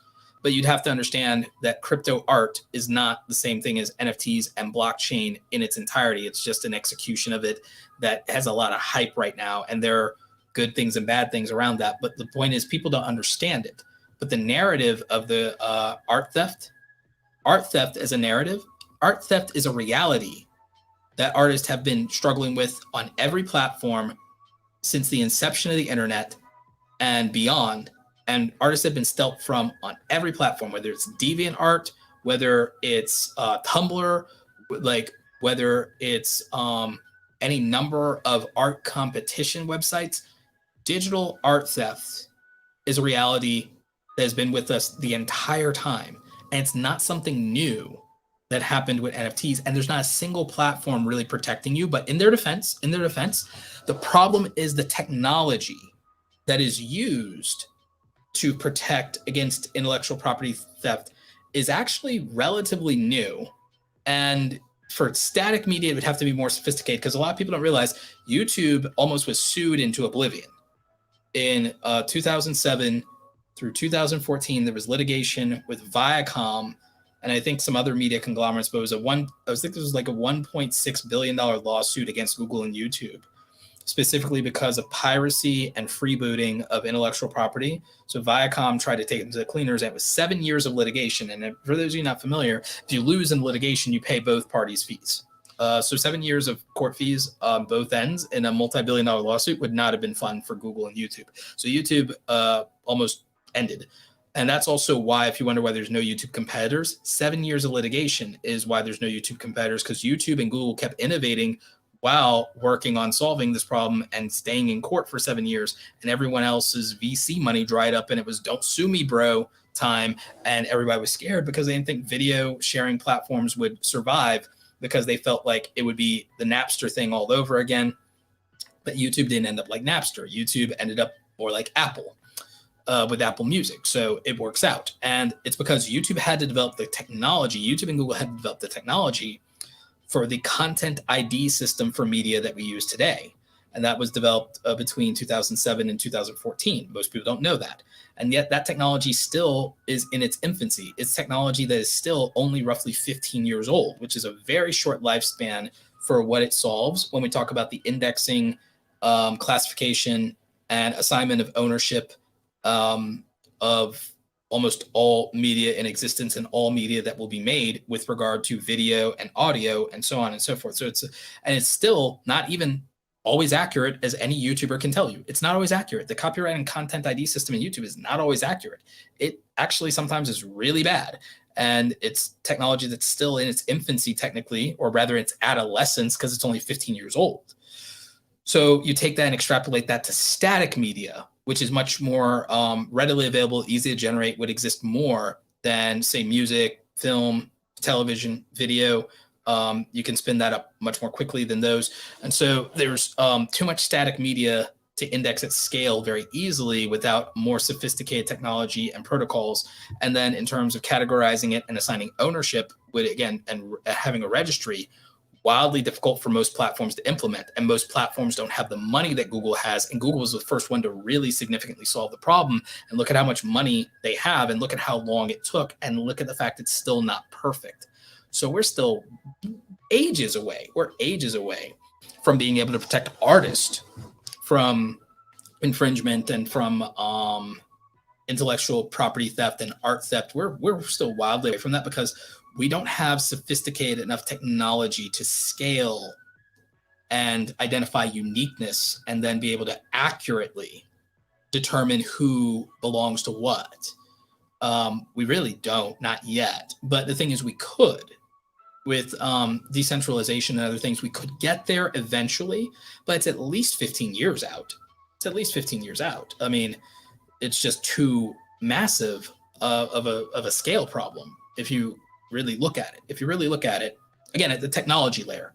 At the technology layer stack, it's very complicated, and we're really not good at it right now with video in YouTube. If you've looked at it, it's not that. It's like, look, it's not perfect.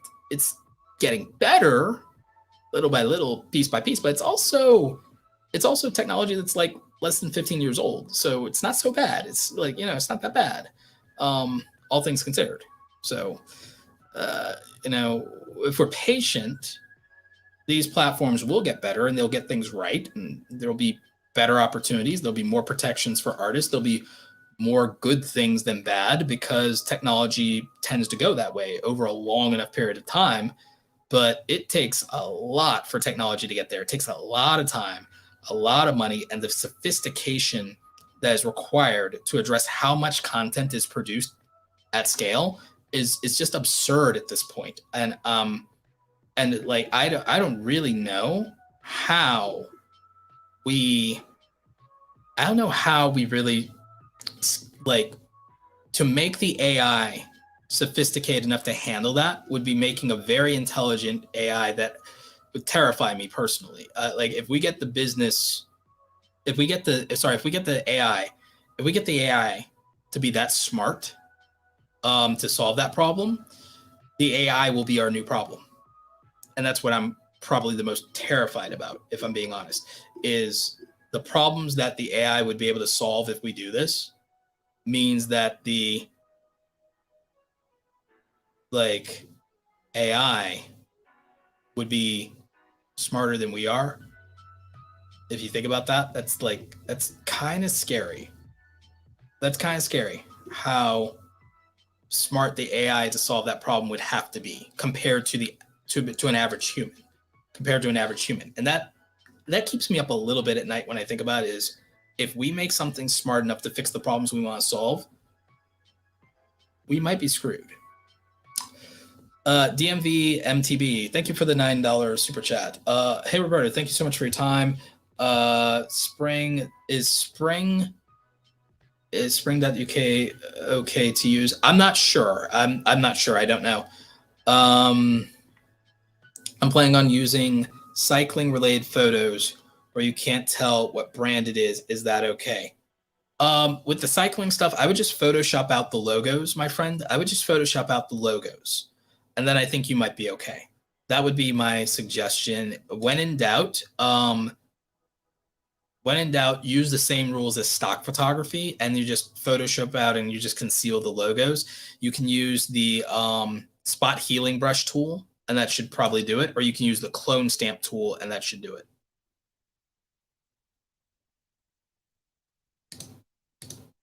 Yeah, I agree. Blockchain tech is a game changer, but the case uses aren't exactly it right now. No, I agree. But the early internet was that too. The early internet was really clunky too. I mean, a lot of y'all, I don't know if a lot of y'all are old enough to remember IRC chat rooms or Java applets. The old internet was really janky. If you think that we have bad first round executions or alphas of things today in technology, the first round of Web 1.0 and Web 2.0 was really janky. Like Web 1.0, you had, does anyone remember IRC chats and Java applets. Does anyone remember that, or am I just like super old? Do any of y'all remember that? Like IRC chat rooms, Java applets, Excite forums. Do y'all remember that stuff? Because like I'm about to be 38 this year, so I'm like, for the internet, I'm super old, but I was like around when like the first executions of everything were really bad. Like I remember when AOL was dope. I remember when dial-up. I remember when 56K modems, remember when 56K 56 kilobytes per second was something, and now everything is in like megabytes or gigabit. Like, and we used to like be wildly excited by 56K because it was double what we used to have, which was 28.8. Like, you remember that? Like, remember being excited about, oh wow, we got double. And then remember when DSL was it? Like, I'm just like, I'm old man internet over here. So like, yeah, that's a thing. Like the alpha launches of all technology today are astronomically better than the alpha launches of 15, 20, and 25 years ago. And so, you know, the problems that our base level technology can solve today, like stuff that's readily available or open source, would beat the highest grade enterprise solution of just 15 years ago. Like an open source solution today would beat an enterprise solution that existed 15 years ago. The technology that the average 16-year-old has access to is better than what George Lucas used to edit the first Star Wars films.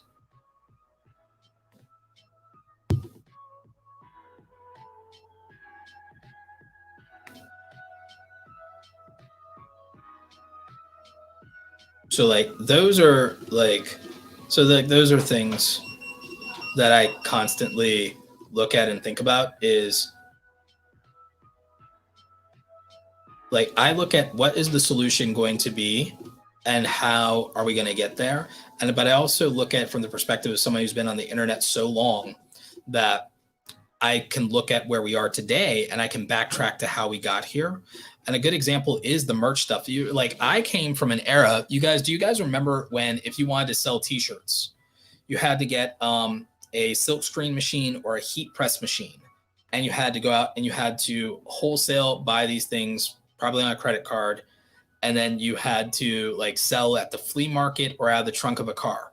And that's how Damon John and Fubu got started, selling out of the trunk of a car in Queens. You all remember that? Today, everybody has a better opportunity to sell t-shirts than Damon John and the Fubu guys had back in the day in Queens. And it's insane what a difference it is. And for zero investment up front comparatively, at least as far as the actual resources. So, and usually a better quality of outcome too, in terms of the product and everything. So if you think about, we got from selling t-shirts you had to have a silk screen machine or a heat press machine, buy bulk orders in wholesale, and do all of your own shipping and make your own labels and do all that nonsense. And that even if you wanted to try to do that online, that you had to know how to code your own website, to the fact that you can literally just spin up Spreadshop, $0, or do Shopify or Squarespace or anything like that. I mean, it's absurd how radically different everything is compared to just 20 years ago. Just one adult human being ago, the world was radically different in terms of opportunity, access, and investment to accomplish anything. So, so just kind of like remember that. Like, just kind of like remember that that's how big of a gap it is. So what's possible up to another 15 years ago from now, or another whole adult human from now, is going to be unrecognizable. It's going to be unrecognizable by the time there's another, like if you have a child tomorrow, the world that they will exist in when they're a fully grown human adult will be so radically different than the experience, not only of that you have right now, but that you grew up with, that it's not even going to be recognizable.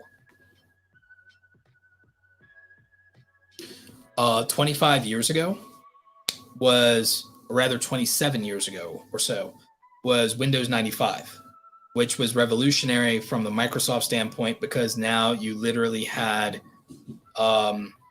the true revolution of desktop computing and a graphical user interface and not having to use command line and be a brainiac. So that's a massive shift. That's less than 30 years. 30 years from to be able to use a computer, you had to be a brainiac and you had to learn how to use command line, to now it being so simple a child can do it. And that's a massive, massive transformation. Going from dial-up 25 years ago to wireless like speeds of hundreds of megabytes per second is a massive transformation. The ability to go from silk screen and hot press machines to print on demand is a massive transformation. And I think it's wildly taken for granted just how significant it is. So yeah, we live in a great time. We live in a great time.